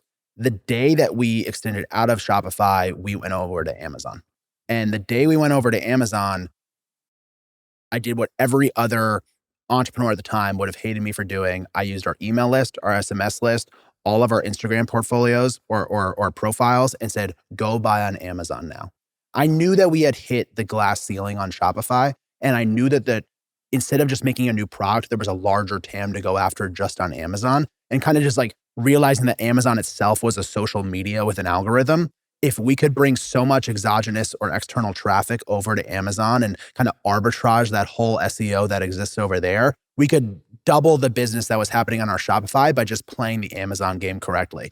And you play that game correctly by sending people from outside of Amazon to Amazon. Yeah. So is that the best way to win on Amazon, is you have to sacrifice elsewhere? It depends what you consider win. Like I'm a guy where when I'm moving on to the next challenge, I am literally willing to sacrifice the last thing that I just won, right? So I've done that even with launching new products. I've done it with launching new channels. And so when we sacrificed Shopify to win on Amazon, there was a net gain. And then when we went into brick and mortar retail doors, we sacrificed all of digital resources to go towards winning Target. And then winning Target opened the doors to 50,000 other doors because that was the proof of concept that this product can work in brick and mortar. And when I say sacrifice and you take your foot off of the gas of those other things, because I'm a very big fan of not having a diversified portfolio, even with your mind share and what you're prioritizing. It's not like our Amazon just fell off a cliff the next day. This is the top 3 energy drink on Amazon. But like, if you're moving on to greater challenges, whether it's in products or within the retail doors that you're going after or the consumers that you're going after, the larger challenge will halo back to what you just sacrificed or what you are no longer giving resources to. So I'm a huge fan of like, if you go after bigger goals, the things that you leave behind like won't just die overnight. If anything, they'll just become like cash printers, right? Yeah, you'll still get some drip. I feel like, yeah. I don't want to like typecast like all different CPG products, but from like a drink perspective, it's just retail is obviously the most important. There's the most amount of doors. Yeah. Amazon is second because it has intent, and the Shopify should be last. Dude, Shopify beverage doesn't work. It's too heavy. Just shipping cost, unless you were going to charge your consumers $25 for shipping, which no one's going to do that. You know what I mean? Got to go subscription. I feel like you got to go heavy on that to make it worthwhile. But I Amazon. guess you still get hit with the shipping. Amazon's won that. Like, interesting. So I know we talked about just wanting to go into saturated, markets, but obviously there was probably some sort of iteration on like white space. What is like the white space that you guys have seen like on the retail side? Like, what specifically did you see that made you want to obviously go where you're going now? So I mentioned we were kind of head to head following the coattails of AG1 at the time. And they were the top selling greens powder at the moment. And they were D2C only. And they were super expensive and they tasted like shit. So the white space wasn't making a greens powder. The white space was distribution. If they were only D2C, then I'll go into brick and mortar. The white space was accessibility. Be a third of the price and be everywhere. Be easy to buy. The white space was palatability. So how can you look at a category that is saturated, but find the white space within it. For us, it was the energy drink space that the white space was the female isn't being spoken to correctly. The products aren't cute, right? So to me, white space is how do you zoom in on the category and find the white space within the larger category? Go saturated, but find the white space. So AG1, you just completely piggybacked and just went different distribution. And on the energy drink, you just did branding, positioning, a little bit of different ICP on the female side. Yeah. And I would say, of course, center of excellence of distribution as well. Yeah. With Dr. Pepper. I was surprised too when I Googled you guys. I didn't know how forward facing you are on the female side. Like it's on you type it into Google and it talks about like women's drinks. Yeah. I mean, we are made by women for women. I think the energy drink has allowed us to tap into more men. It's funny, going back to syndicated data, generally speaking, the mother of the household does the shopping, right? Majority of the time. And that's just how society is set up right now. And the mom is swiping her credit card. She might be 35. She's a female, but she's buying the Doritos and Red Bull for her husband. The syndicated data will show that as the mom is buying it. So you need to be really careful with who's swiping the credit card. But what's also amazing about selling to the woman, if she is doing the household shopping, is when I make a soda that's healthy for the whole family, the mom is buying that for her kids. She sets the trend because she's stuffing the pantry. Right? So she will get the husband or the boyfriend to start trying this product that she's trying every day. And I feel like that influence doesn't happen nearly as much with the male consumer. Very rarely does my wife want to start consuming a product that I take. I want to try the products that she's trying, right? Like she'll help me with my clothes. She'll help me with the food that I'm trying. I could eat ground beef and fucking rice every meal, right? And she'll take me to the new restaurant to go try. I'm never taking her out of her comfort zone. I should probably do that more. But the women kind of influence the entire household way more than a man ever would. And so I've never sold to men directly, but I don't think I would have it any other way. Yeah. And we talked a little bit off camera. We're going to get into it, just personal brand. I feel like that guy, it might have come from the woman. Then he's on Instagram and then he starts getting your content and the guy content behind Bloom and starts resonating it with more. Dude, and I would imagine it's the same thing for hospitality, just because I obviously just finished your episode. I would be so curious. Obviously, there's a male-female ratio that you want in any type of nightclub, but even at restaurants, you want to make sure that the woman is comfortable there. The guy's going to be comfortable anywhere, right? But or a gym. You're opening up we were just talking about a sick new gym that you're going to and getting in the best shape of your life. You need to design that place for women to be comfortable. The guy will be comfortable there, right? If you make a place that's toxically masculine, a woman won't step foot inside of it. 100%. They're getting the continuity because my wife is comfortable and I like going to the gym with her. Yes. So that makes a lot of sense. All these big retailers, what are some of those key things we talk about all the time? Obviously, the sell through, not the sell in. What are some of kind of those key things? Obviously, I know you're talking to these retailers a lot. Yeah. How do people get the sell through? Anything big you want to touch on there? All right. So first of all, I go to these meetings in person. I don't just send a salesperson. We have the best sales team out of anybody. Love our sales team, but I try to go in person and be on a first name basis relationship with anyone who's a decision maker at these retailers. That is huge. And I've found that as a consistent variable, even when I talk to the biggest multi-billion-dollar energy drink companies. They can name you who is currently in the seat of decision making at these retailers, and they have their number and they're texting them, right? That is crucial. Guys, you've heard that from some of the best CPG guys on this. So you're never that should be a non-starter. You're never too big to think that you can't go have that relationship in person. And as my life has gotten more complicated and I've had to take my foot off of the gas of being on an airplane as often, I can see it hurting things. And I would say on top of that, going back to controlling your luck, what are things that you could do to have better luck and more doors open throughout your career? Your reputation is fucking everything. If a retailer places a PO and you aren't able to fill it, or if you do fill the first one and it sells really well and you can't sell more inventory, that's very different than running out of stock on Amazon or Shopify where you're only accountable to yourself. If you do that to a Target or Walmart, that's their business. And that'll be an empty shelf. These are huge cruise ships. They can't just put something else there. But a similar thought there would be, now when Walmart has an energy drink company that can't fill a PO and they have an open spot in the center of their doors and, Action Alley, they call it, in the center of the Walmarts, they know they can call Bloom and we will have enough inventory. We do have the supply chain. Greg will pick up the phone and say, of course, I have a product that I'll make just for that situation. That is 100% relationship based. Yes. And then that person, it's a net new spot that you can take. And if you do well with good sell through and they like you, then that other person lost relationship and reputation. Yeah. And I think it's funny because I would say if you're in the first 5 years of your entrepreneurship journey, and that's a blanket statement or a broad statement, I'm not pro networking. I think that if you're I think stay locked in and build something special. And if you build something special, the network will come to you. When I was in the first 5 years of my career, no one gave a fuck what I was doing. Anyone that I wanted to go have dinner with or wanted to go network with, why would they give me the time of day? Like, that's just the reality of society. Once I built something special, once Bloom was doing over $150 million a year, they were in my DMs. They were texting me, hey, we should, cross paths and figure out how we can trade notes. And so I think networking in the beginning of your career is a super overrated, fun thing that sounds productive. But the reality is you're not going to really be able to network with anybody that can move your needle until you're also building something special and can provide value back to them. These are networking is transactional. Yeah. I think for people out there listening, I don't think the number necessarily needs to be 100 million. No. But I think like special. I would say 3 million, 5 million. Yeah. Like get to a point where like you actually understand and know how to operate a business. Yes. Yeah, before then, I mean, dude, I remember the beginning days of Iconic. I didn't leave the fucking beanbag. I didn't leave that whole apartment. It was literally like, COVID was nothing to me because COVID was what it already fucking was. Oh, dude, my life did not change at all when COVID hit. Bro, it was an opportunity. I went 68 days in a row where I went past the refrigerator 3 times. I did 100 pull-ups every single morning when I woke up. I love that. And I did not leave my nook. I love that. It was legendary. Dude, I would also say my biggest growth hack to any entrepreneur entering their 30s, I just turned 31 a couple of weeks ago. So, and of course, as you get older, surround yourself with young people. That is the biggest growth hack. These young people, I mean, it's almost like how I was like the Instagram guy because I was the generation that grew up with Instagram, and Instagram to me was the same thing as like going on a walk. That's them with AI. That's them with TikTok Shop. Like, my favorite people to network with is not the billionaires that have already made it and they're 45 and like whatever they did worked 20 years ago.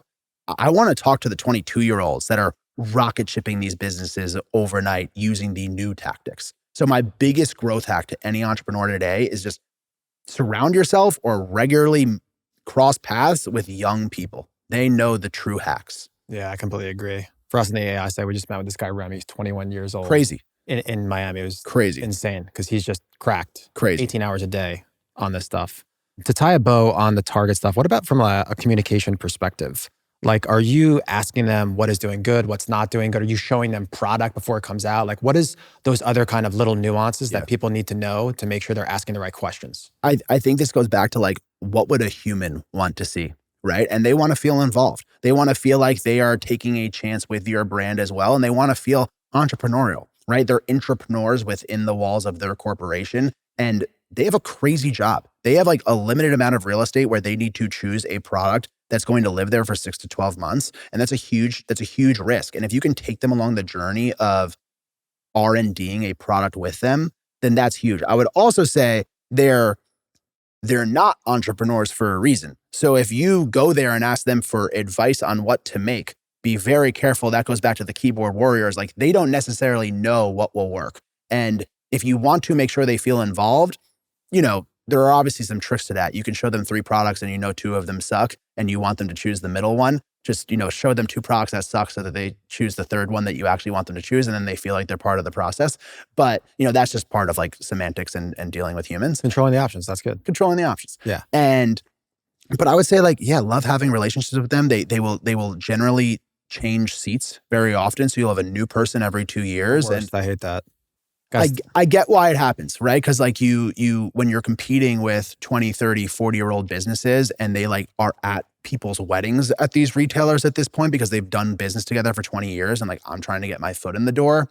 It is advantageous for getting new brands in, which I'm always pro that. But yeah, having a real, then again, if I'm being totally honest with you, I don't do dinners. I don't think that you need to like really get to know who Greg is. Like, this is a business relationship and I want to talk about building something really special with you, but I don't see any advantage to us breaking bread together in a fully transactional relationship like that. If anything, I almost feel like you want to have an illusion of yourself as like this large decision maker running your business. And I don't want to expose to you that we are all humans. or that I am like, stressed about the same things that you're stressed about. I need to come in there briefly with a ton of confidence, involve you in the process, and then get back to my dungeon and work. Predictability. Right? They want predictability. Yeah. I don't think that like you should necessarily have like, you shouldn't talk to them about your personal life. Like that's not what they're there for. That's not what we're there for. We're there to do business. That's what this is for, guys. We're about to get into that next, personal life. Sure. Tying up on the retail side, what's one thing you know today that you didn't know in the beginning? Retail, similar to every business relationship I've ever had, is generally what have you done for me lately?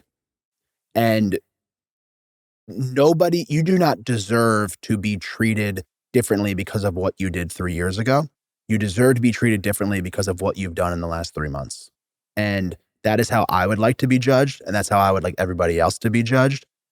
That is how capitalism works.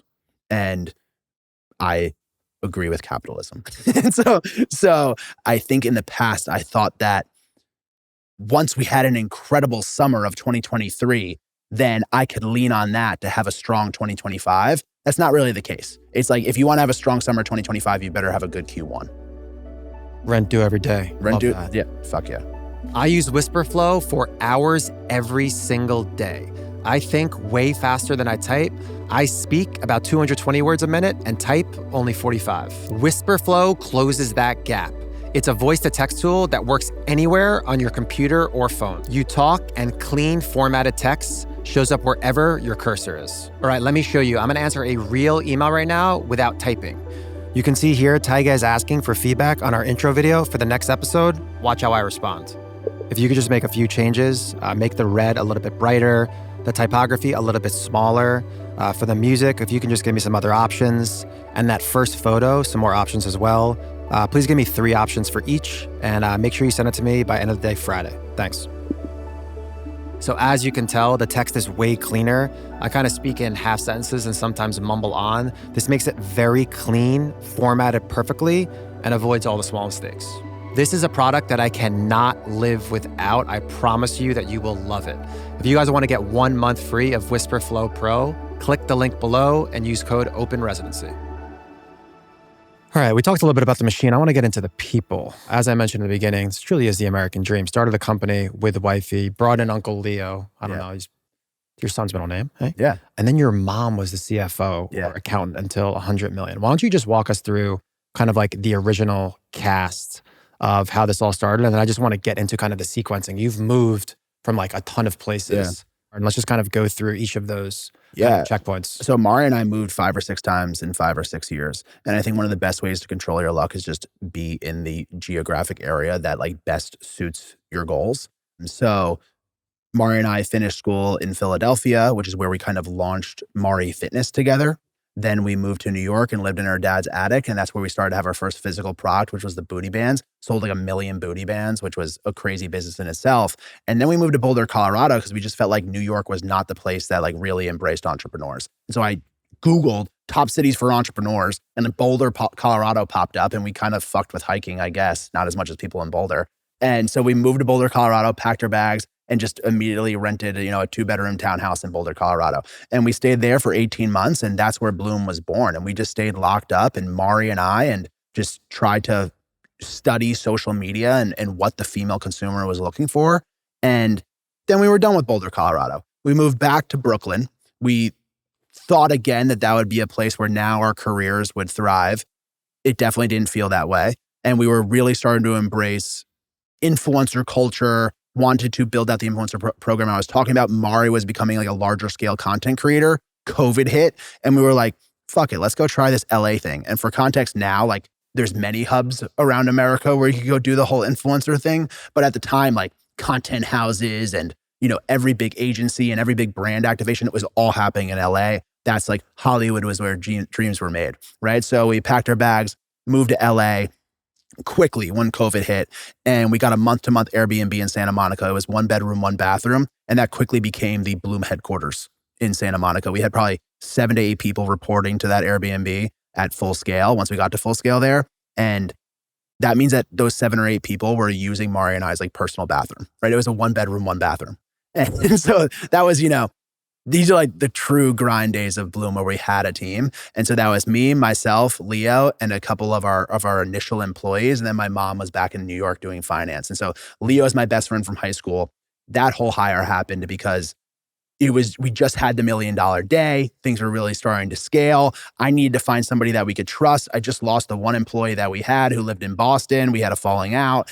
And I said, the only person that I could trust that could literally get our bank account passwords right now. I didn't know what LinkedIn was. I didn't know what I was going to start like just putting up fucking stapled job listings on telephone poles. I called Leo and we'd had the conversation about launching the influencer program and him coming on. And Leo's my best friend and neighbor from high school. And he was like, yeah, I'm all in, man. Let's fucking do this. So Leo joined. We're working out of this Airbnb.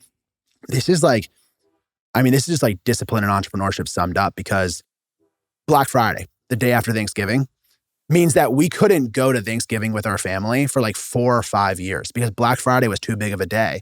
And Christmas, 4 days later, is January 1st, which is like the Super Bowl for any wellness product. So we couldn't go to Christmas for 4 or 5 years. We didn't fly home for the holidays at all. We had Thanksgiving with the team in that Airbnb. We had Christmas dinners with the teams in those Airbnbs. What you said there too, it's for me, for people out there in the beginning, I actually recommend not going home for Thanksgiving and Christmas. And obviously, like, I care about my family deeply. But I remember like the first year or two that I did go back, I was like not present at all. And it was almost even worse. Well, you were a huge Black Friday company, I bet. Huge Black Friday. But it was really fun. Dude, I feel like the first Iconic I ever bought was on a Black Friday sale in college. There you go. Yeah. But it was fun. You do want to make sure transitionally you get those Shopify cha-chings. Yeah. Like, it was fun in the middle years. I would do it. I would sit in the kitchen with my mom and I would keep the Shopify cha-chings on. That was a fun bonding moment. That's when they realize like, oh, you might actually be up to something. Yeah. Right? Because otherwise they think that you're just like, I mean, it's funny. We launched Mari Fitness and we were using a TD Bank student account. And I didn't even like trust banks at the time. Like, I had no idea what the fuck was going on. So every day I would move our PayPal balance, because we didn't have a Shopify at the time. I was having people DM us if they wanted the product. I would say, PayPal me $9.99, and then I would email them the instant download PDF. And then if they committed to that fitness guide and showed that they actually gave a fuck, Mari and I would personally train them through a 50 to 100 pound weight loss transformation. And eventually we had like 100 people who had a 100 pound weight loss transformation. That was Validity for this massive instant download workout guide business that we were creating. So the genesis of Bloom was these instant these PDFs and the booty bands. For people out there listening, what was the size of this business? Oh, like multi-million-dollar a year business, and like there was no cog, right? Like, it was just instant download PDFs. And the reason there was no cog is because we were finishing college, right? Like, we had no money. We had university laptops, and we would go to a local Barnes and Nobles and just crank out on Canva, on Canva, these instant download PDFs and just exactly the types of weightlifting workouts we wanted to do. And if you bought the guide, you would get a Facebook community. You would get private Instagram pages with videos of each exercise. You'd get tons of just like free content. And that's what like really started building a community for us, right? It's even like Mari launching a podcast for our community where she would bring on like the top doctors around the nation, neurosurgeons, mental health, whatever it may be, for free for our community. Like, that's what building a brand and building a community is. And we learned all of that from the Mari Fitness days. And so we scaled that business as a PayPal business. But going back to the TD Bank story, I remember, had no idea what was going on. Every day I would take the PayPal balance and move it over to our TD Bank. And then I would go to TD Bank in my car and withdraw all of the cash and just put it into the car's glove box. And then eventually TD Bank was like, dude, what drugs are you selling? What is this like weird daily withdrawal that you're doing? You can no longer have a bank account here. So I was like, fuck this. Like, what do you mean? Like, I just want all of my money, So we drive to Chase in Westchester, New York, and we're going to open up our first business account. I don't even think we had an LLC at the time. And we were like, yeah, we have an Instagram business. We would like to open up a business account. And we got through the paperwork. They're like, do you guys even like have any money? Like, what are we doing here? And Mari just took out 50 grand from her bag and just put it on the table and was like, we have this. And so it was like, we like still just like had no idea what was going on. We were two like 21-year-olds with like all of this cash. And we were just like, I think we need a bank account now. Like, we truly had all we knew was action. We didn't know education. So we were just moving forward and kind of figuring it out as we go. But anyway, we're back to LA now. Fast forward to 2021, 2022. We're working out of the Airbnb and eventually some WeWorks there. But from LA, we bootstrapped the business. We had our first headquarters. We bootstrapped the business to 180 million. And that's when we started the partnership with Nutrabolt. And upon signing the partnership with Nutrabolt, me and our main team and family moved to Austin, Texas, just to show them how serious, they didn't ask us to, just to show them how seriously we were taking the partnership. And we needed to put all of the odds in our favor for this partnership to work. So Dr. Pepper's based out of Texas, Nutrabolt's based out of Austin, Texas. We bought a building in East Austin, and that became Bloom's new flagship headquarters. So zooming out, I mean, 5 places, 5 years, it seems like. What's the advice you'd give to any young founder out there? Just go wherever the fuck you need to go. Go wherever you need to go, because one of the best ways for you to increase your chances of luck is to be in the right place at the right time. So, I don't think LA is necessarily the right place today for that to happen, but it was at the time. So whatever that is for you today. Makes sense. And you think just if you're in the beginning, they should just be willing to sacrifice anything at that stage, I feel like. If you're not all in, you're going to be beat by the person who's all in. Yeah. Facts. If you're not working Thanksgiving, then you're going to be beat by the person who's working Thanksgiving. Random opinion. Where do you think is the best place to start a company right now?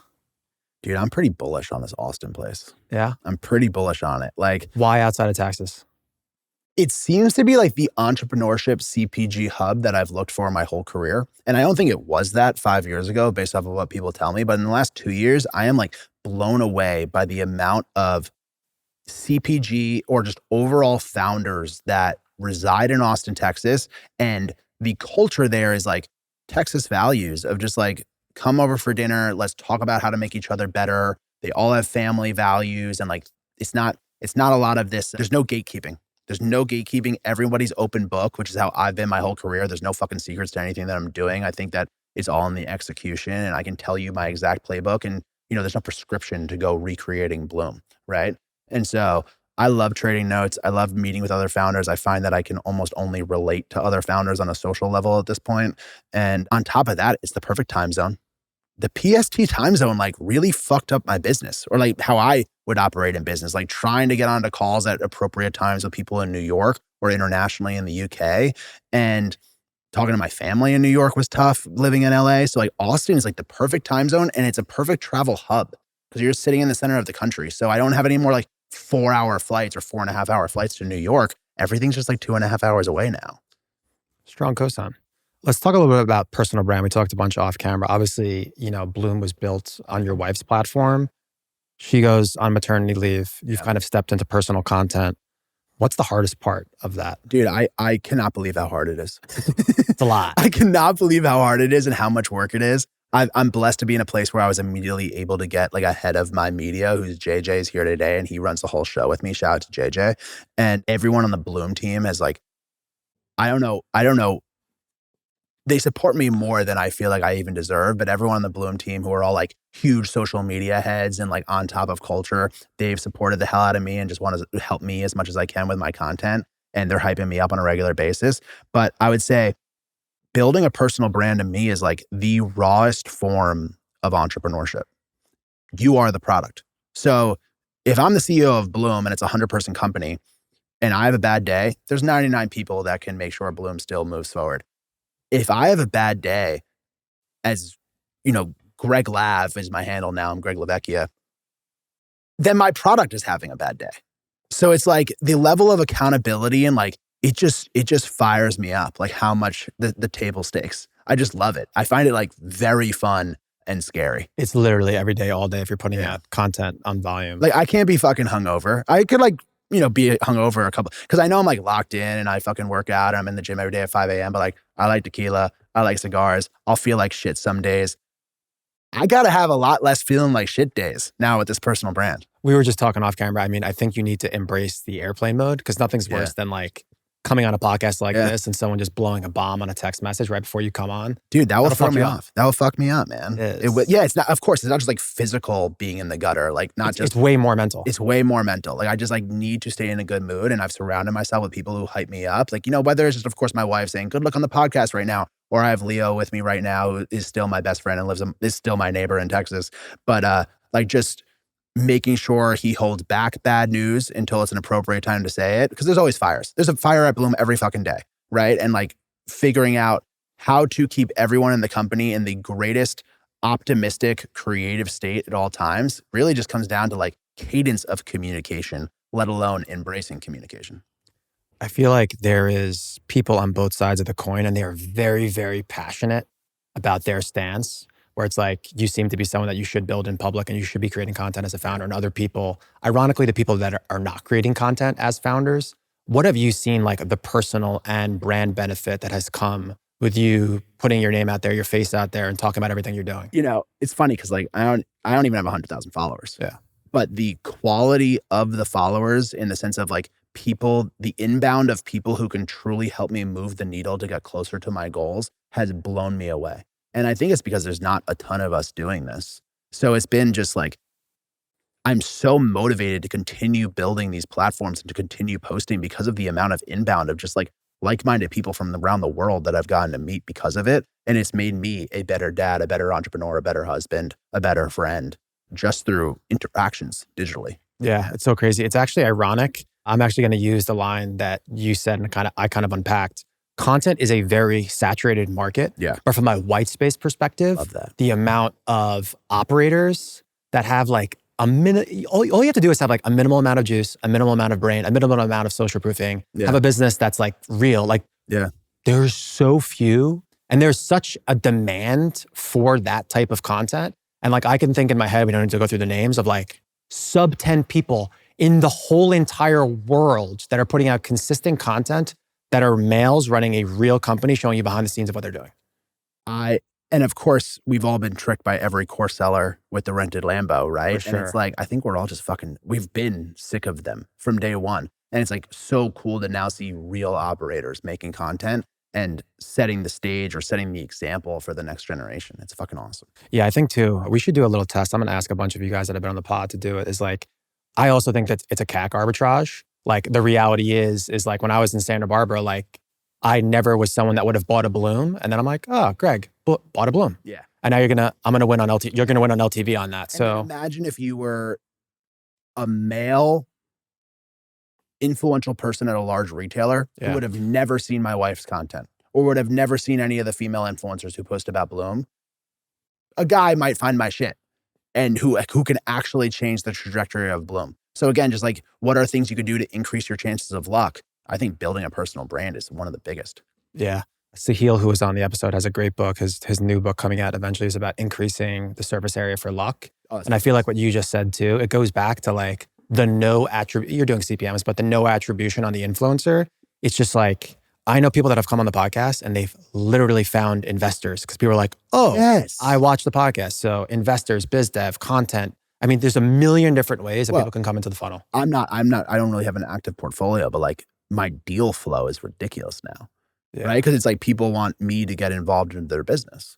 And so I have to decline 99% of them. But like, I was like, oh, this is how you get deal flow. Because I was always surprised, like why like brands didn't want me to invest. Like, don't you know what I'm building over here? Right? And I was almost like insecure about my status in society because I was like, no one has recognized what I've built. And it's like, no, you just start making some content about it. And it's like, oh, no one was recognizing it because they didn't fucking know. The tree falls in the forest and no one's around to hear it. Like, you need to shout from the rooftops, like when you are doing something special, because there's so much going on Instagram and the news outlets that it's like, if you don't try to make sure you're heard, no one's going to notice. And some people don't want to be noticed, and shout out to them, but I have too much insecurity. So I want people to notice. And so it's been huge for that. I think regardless of insecurity, ego, whatever anybody has, I just think that dollar for dollar. Yes. It makes sense. Yes. We'll see how it shakes out. Guys, this episode is sponsored by Ketone IQ. I often sit down in this chair for over 3 hours and stay super dialed with ketones. It's a completely different category of fuel for your brain, clean, sustained, and no crash. I take a shot before recording, before deep work, and any session that I need to be sharp. Head to ketone.com/openresidency for 30% off your first subscription and a free gift with your second shipment. That's ketone.com/openresidency. Guys, this is something that I use every single day, non-negotiable. Give it a try. I want to shift a little bit into leadership. I guess let's just start like super macro. What would you say like is your leadership style?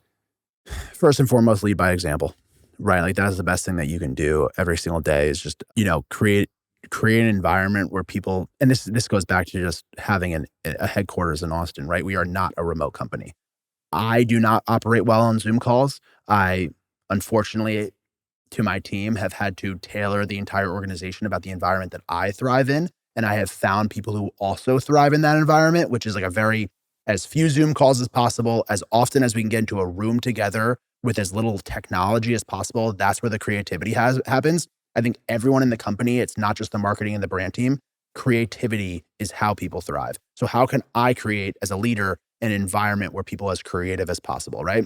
Whether that just means there's incredibly healthy snacks and tons of caffeine and, lunch every day is, provided to the team. But it's also like just an awesome building that we own and we have been able to turn into the Bloom house, the Bloom world. And so people are just constantly coming into our headquarters and being in a state where they can be incredibly creative. It's also a headquarters where I run a podcast studio out of this headquarters. It's called the Pursuit Network. And so we have like really influential people coming in and out of the doors on a daily basis. And it's like, it's an open door policy at our headquarters. There's other entrepreneurs in Texas that just pick up a desk someday. And it's like, you want that activity. You want those new ideas, those souls coming into the building. And you don't want to stale under the bright white lights type of environment, in your building. I don't want a fucking dentist office. So I would say leading through example, creating an environment where creativity thrives, but also positive and negative feedback loops. You can't just constantly say the things that you don't like or constantly say the things that you do like. Then there's just infinite options for the latter. You need to give positive and negative feedback loops. And I am very pro anger management. You need to control your emotions. In any business scenario, emotions will make you lose the scenario. So earlier in my career, I thought like writing an email in caps lock was fucking badass and everyone was going to see like how passionate I was about this thing. And then it's like, oh, I wrote a caps lock email to the wrong person. And I realized like how much that can fuck up your trajectory. So I don't know if there's been more than 2 or 3 times that I've gotten like angry at a team member.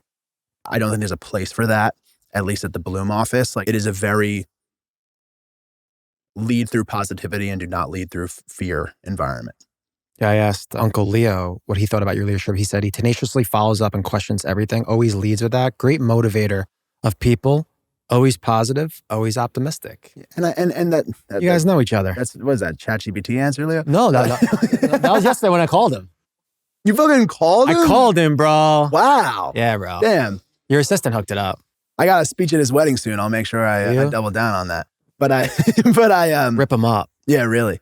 They'll be mostly Brazilian and not speaking English, so I can really say whatever I want. And but yeah, I think, dude, these people are my family. Like we have people who have been with us for the better half of a decade at Bloom who have moved states multiple times with us, which is still blows my mind. There's a few people, a bunch of people that are going to be multimillionaires that a traditional trajectory for their role would not have made them multimillionaires because they are at Bloom. And so seeing cool cars in my parking lot that are not mine, nothing fires me up more than that. Love that. You run basically a 95% female company. Yeah. Tell me more.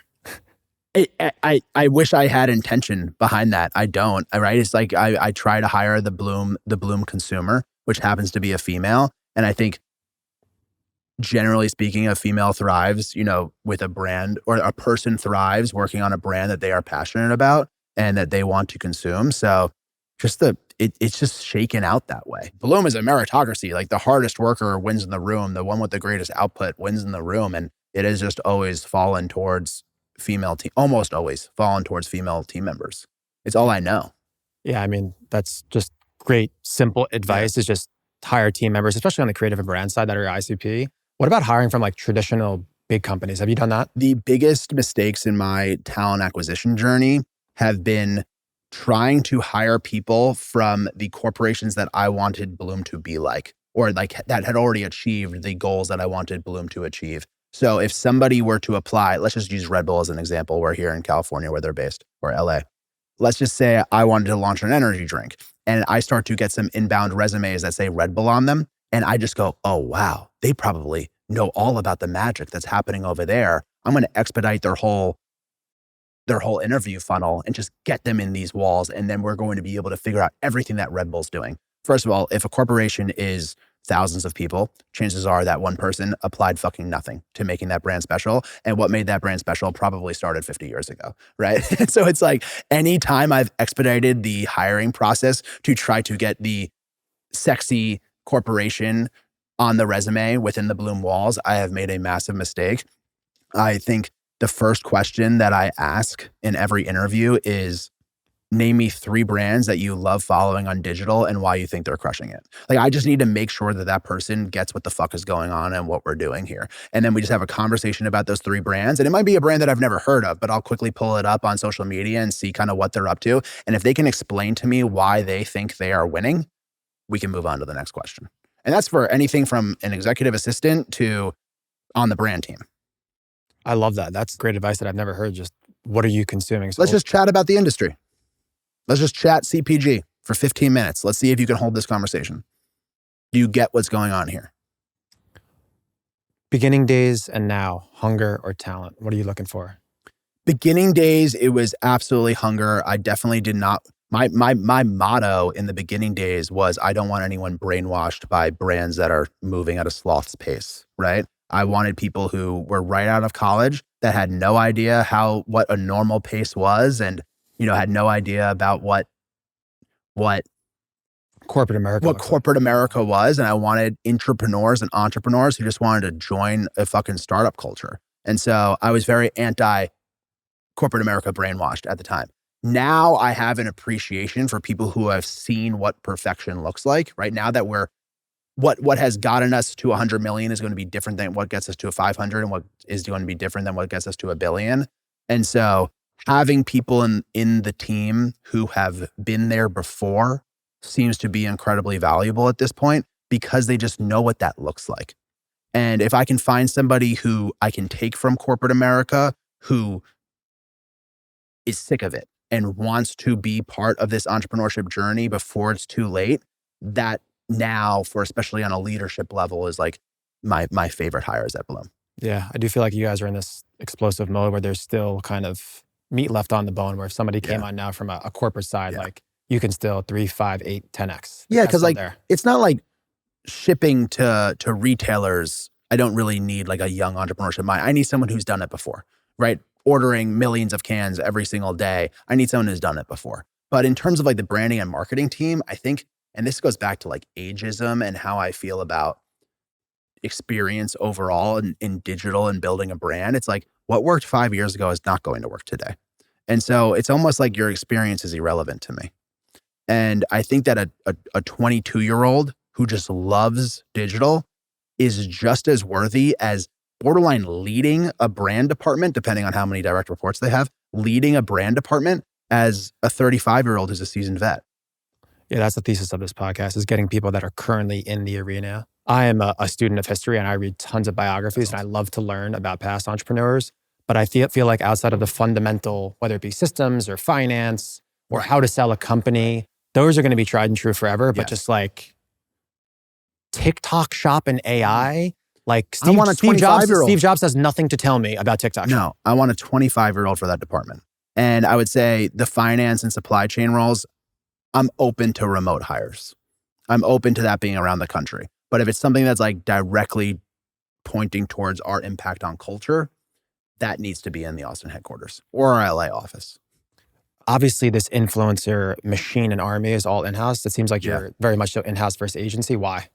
I would say in the early days of Bloom, we were bootstrapped and we were competing in an era of like CPG brands raising a ton of money. And so they would raise a ton of money, have the pressure to deploy that money, and they would just go sign the hottest agency at the time with the biggest check, because, you know, it was a check that I couldn't even fathom writing out of a bootstrap brand. So I realized early on, like, the only way we can compete with these brands raising all of this money and deploying the greatest agencies in the world is to build something bootstrapped in-house that's proprietary to us.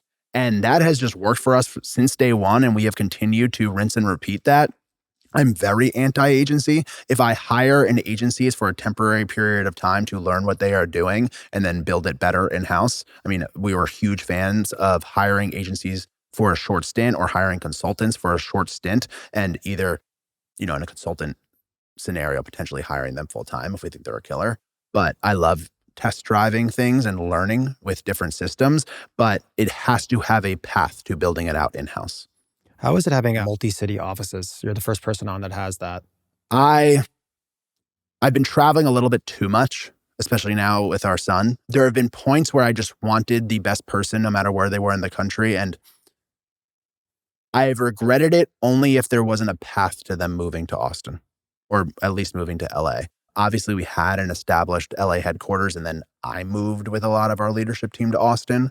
So in this scenario, it just makes sense to have this LA office. Obviously, there's still like a lot of talent agencies and people that we do in-person business with in Los Angeles. So we have probably like 25 people here in LA, and I'll get out here at least once a quarter. But I also make sure my main players in LA are in Austin for a couple days almost every single month.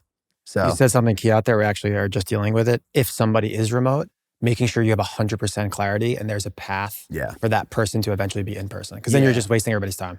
Yeah, like and again, that's me being selfish because I won't thrive as the CEO, as the leader to that person if it's just through Zoom calls. So like we have some killers in New York that have made sense to be in New York. And I also just want an excuse to go to New York once a month. But like we all go back and forth to New York and Austin together to at least have in-person time twice a month. Makes sense. Yeah, I could tell you're an in-person type guy. Yeah. To close up hiring and firing, what are some of the big lessons you've learned over the years? You get some great advice. The interview question, I think, is so simplistic in nature and it's amazing. Just like, what are the brands you're consuming and why? Who do you think's winning? I love that. What have you learned over the last, 7-8 years on just hiring and firing? Anything big that you can pass on to the younger generation? You need to hire entrepreneurs. And to me, an entrepreneur is somebody who truly just wants to better themselves at all costs. And they treat themselves as their own company. So that person, first and foremost, wants responsibility and wants ownership. They would rather a harder job that they can own and put their name on than an easy clock in, clock out responsibility. I don't want anyone who's a 9-to-5er clocking in, clocking out and just wants the easier task. But it's also somebody who, because they are obsessed with self-development and improving their skills, when the business grows, and we've had to do this many times, when the business grows, if somebody's a leader in a department and they are no longer the right person to be a leader in that department, but they are talented, they are excited about the idea of me bringing in somebody on top of them. And that has been, I've been shocked at the feedback that I've been able to get from 99% of our team members when I say, hey, I need to put somebody on top of you who's been here before, or who I think is higher qualified for where we're going. And every time they go, please, I would love that. Like I can learn from them. Those are killers that say that. They have the growth mindset and they have the growth game. 100%. And they treat themselves as a company and they know that's what's best for themselves and they want what's the best for Bloom. I love that. Yeah. Curious and growth mindset, people that are on their own time. Which is crazy because like you would think like the average human ego would say like, I just want to show on LinkedIn that I lead this department. Right? Yeah. I don't think we live in that world anymore. No. Skills economy. Yeah. LinkedIn's done. Looking back, what's the one thing you've kind of learned about yourself as a leader in the last year, let's just say? Everybody who directly reports to me at this point at Bloom and in the last couple of years is better than me at that vertical, which in turn means that I am the worst person on the leadership team at any person specific vertical, right? So generally I am not the right person to make a decision on a specific topic. I have somebody who's better than me at that specific topic. My job as the leader is to make sure they are in an environment where they can thrive. So I'm more than happy to make sure we have a beautiful catered lunch. It can get as simple as that. I'm more than happy to make sure like I have a personal therapy session with that person to make sure they feel heard and that communication is healthy and there's no drama within the team, which is very rare at Bloom. So just making sure that I am letting the top tier talent that we've been able to acquire thrive is my job now as the CEO. It is not necessarily impacting small decisions of the day to day. It's a good answer. Yeah, okay. No ego. You weren't thinking that like 2 years ago. No. I probably was one of the best people on the entire team, right? Because I was only able to hire people in the beginning who were worse than me. Yeah. And so I was just able to delegate most of my tasks to that person to free up some of my mind share. But at this point, it's like everyone on the leadership team is truly better than me at their vertical, like way better. Yeah. I feel like hiring the right people, setting the vision, making sure the lights are on. Yeah. That's your job. All right. Last little thing before we get into Quick Strike. You told me this yesterday. This shit was mind-blowing. What happened with the cartel? What happened? What happened on Christmas Day in 2022? Give us the whole entire story. All right. So I mentioned not going to Christmas for like 4 or 5 years. Yeah. And then the first year that we could go back for Christmas, it's a beautiful moment, right? Like Mari and I are with our family. It's Christmas Day. This might have been like one of the first real Lavecchia Christmases that my wife could enjoy. And like my Italian Christmas is fucking hysterical. Like there's more ricotta than there is water on the table.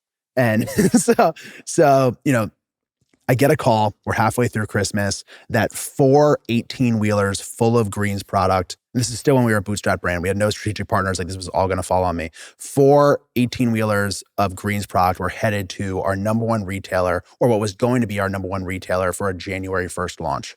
And so that means that we now had 4 days to figure that out, because it was supposed to be at the stores in 4 days.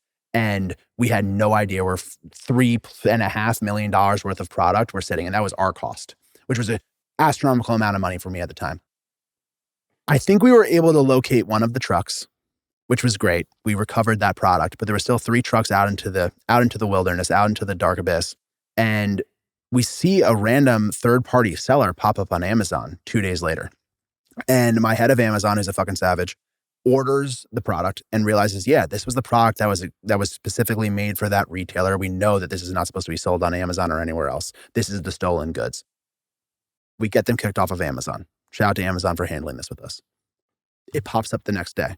It's under a person's name. It was like Raul something. And damn, Raul's a gangster. Real name? Because his company got kicked off, he probably didn't think anything of it. So he just started selling it under his real name with an address. The address is 10 miles from our headquarters in Los Angeles. My head of Amazon, Alex, in his bright red C63 AMG Mercedes, drives over to this warehouse, which is just an opened chain link fence, around the perimeter, no ceiling on top, just tarp on top of product. And he's looking through the fence and he sees Clorox bottles, Ninja blenders, protein powders from Orgain, Bloom Green, all this clearly stolen CPG products that he's selling on Amazon. And this fucking psycho climbs the fence with his iPhone and starts filming all of these products. And he's like, reporting. Your guy's my guy. And I didn't even ask him to go, by the way. Damn. I didn't ask him to go. I actually probably realized this once I realized. So. Doesn't sound safe. So he's leaving the warehouse and he's sitting in his car, and this badass pickup truck, as he explains it, pulls up to behind him with the license plate Raul and comes up to the window and goes, "Who the fuck are you?" And my head of Amazon goes, "I'm the guy you just stole all our shit from," and skirts off in his AMG. This is so funny if you know who I'm talking about. Right, did he go strapped with this? Is he putting on a bulletproof vest or something? This is risky. This is insanely risky. Yeah. And by the way, we ended up looking up this guy's address on Google Maps, and it was a $4 million house in Orange County. There's a Porsche in the driveway. This guy had been running this operation for a minute. We look up his fucking fugitive record, and he had been to jail many times for violent assault, the whole deal. And he gets into a car chase with this guy, ends up escaping, shout out to the AMGs, and gets back to the headquarters and we had just uncovered this $3 million of product that had a massive ring. This is a massive ring. To be completely transparent, the California law enforcement was incredibly unhelpful with this situation. In fact, not surprising. Did not even respond to our calls, end up needing to get, national FBI involved. So what do? You call 911 and then you... Yeah, you just keep on calling until you meet a guy who knows someone at the FBI, and that's who ends up helping you. And of course, this ended up taking months. So he was able to clean up half of the operation by the time we were able to have a sting. But anyway, dude, this just sums up the one chance we could finally go back to the holidays with the family. There's a massive cartel operation, abusing our Amazon. Yeah. It's all on you, bro. All the responsibility's on you. Yeah. Drop of a hat. What happened with the retailer? They should understand that. Come on, baby. Dude, they should, but they shouldn't, right? We should have made... Valid, they should. Yeah, I'm really objective with that stuff. And so, yeah, now we always overproduce. And they were super fucking Damn. I don't even know what to say to that. This is a very real thing. This is why third-party sellers, especially on consumables on e-commerce channels, is a super high-risk thing. Because you don't know where it necessarily came, which is why we're very proud now to own the seller relationships with these businesses.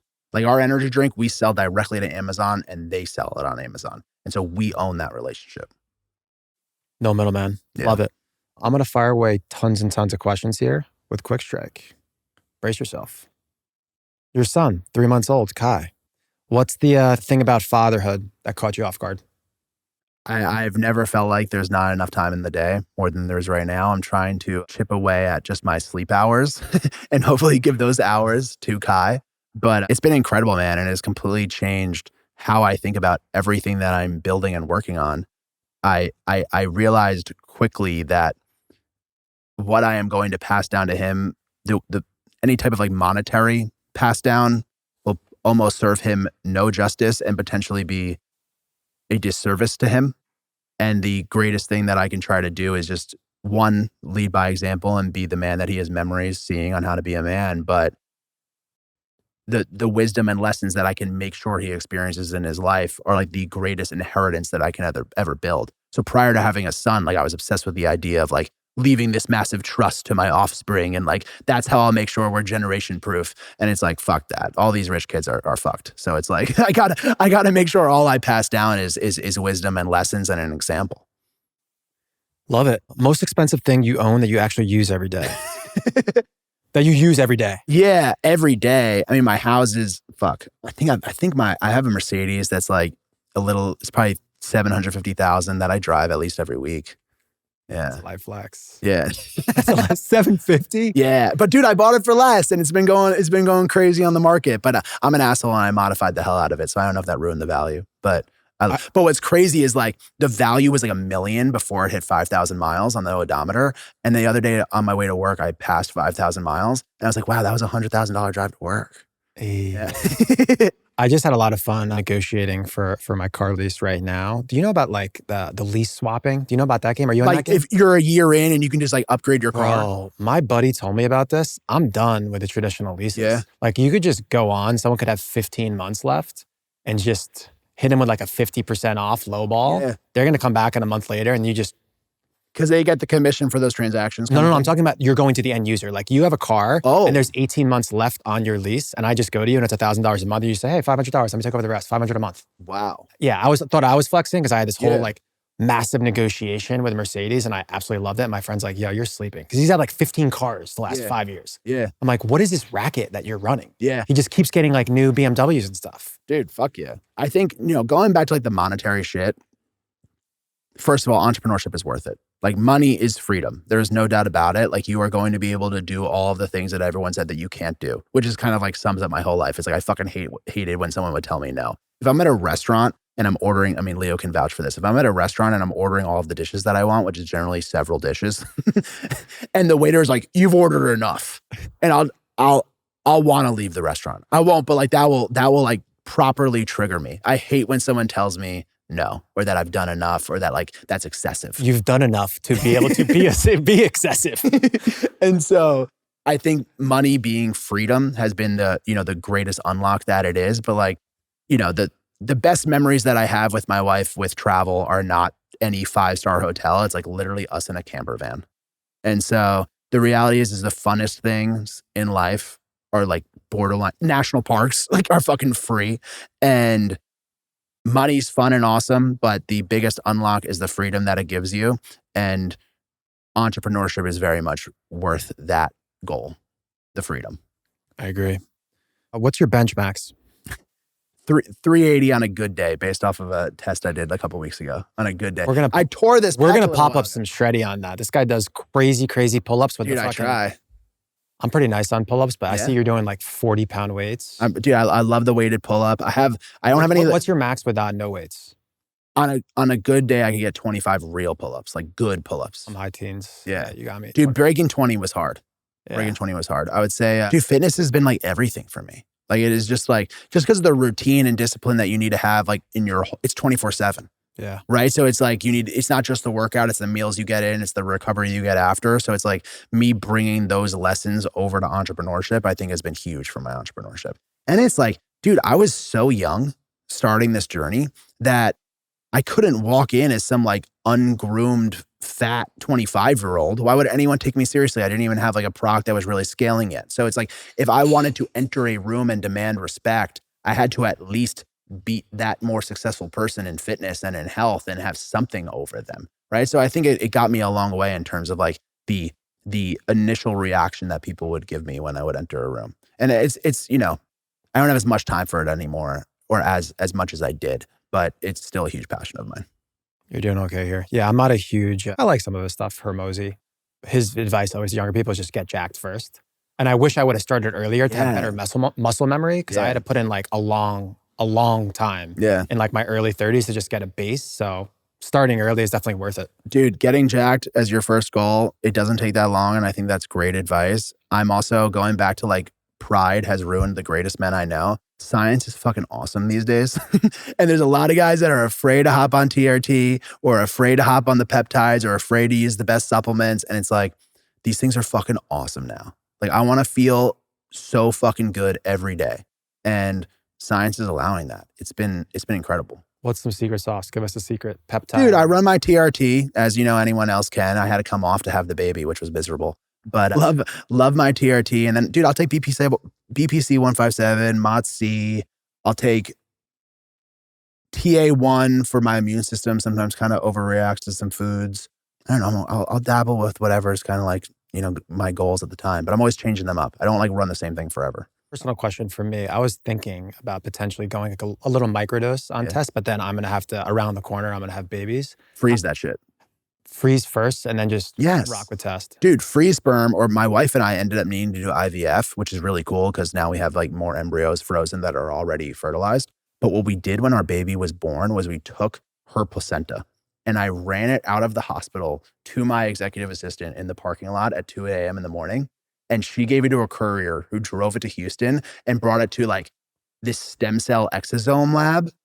And now we have a cryo freezer, which also has my sperm, just in case, but a cryo freezer full of like top tier DNA 1-to-1 match stem cells and exosomes that we've been able to get like IV drips. I'll like put it in my hair to make sure my hair's not falling out. Yeah. Like I'll vape that shit.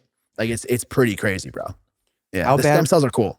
How bad was the come down on having to get off test to do that? And what was that window? And could you like fully not function? Like what was it like? This is for the guys out there. This is some free game.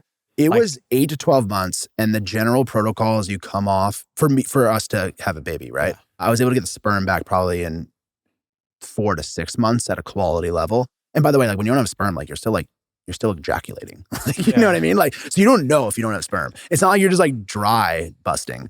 And so I just took a sperm test. This company called Fellow. Yeah. Yeah, I've done fucking 6. Shout out Fellow, baby. That's a good one. Crazy. Yeah. Which, you know, hilarious, you know, transactional jerk off that you get to go experience. But it took probably 4 to 6 months to get the quality sperm back. And because I had 0, right, when I was running test. Yeah. And then the protocol that's generally given to people is cheap and it's easy and it works. It's HCG and Clomid. That's what every doctor gives you. I was able to get kind of this new, more expensive trial thing called RFSH. And then I paired that with the HCG. I didn't do Clomid. And dude, my test was still like 750. Like my test was fine. It felt like more volatile. Strong. Yeah, nice. It felt like more of, I mean, now I'm like, you know, over 1,500. But are you serious? Yeah, I'll keep it high, bro. Damn. I'll keep it high. But the volatility was definitely there. Like, didn't feel like I was taking testosterone, but like, I didn't feel like total dog shit. You know? Yeah, so check out RFSH. I think that's what it's called. What's up, guys? If you guys got this far in the episode, I would assume that you enjoyed it. If you got any value, it would mean the world if you hit the subscribe button, give it a like, post a comment, tell a friend. We could keep going bigger guests, bigger locations, more value. See you in the next episode.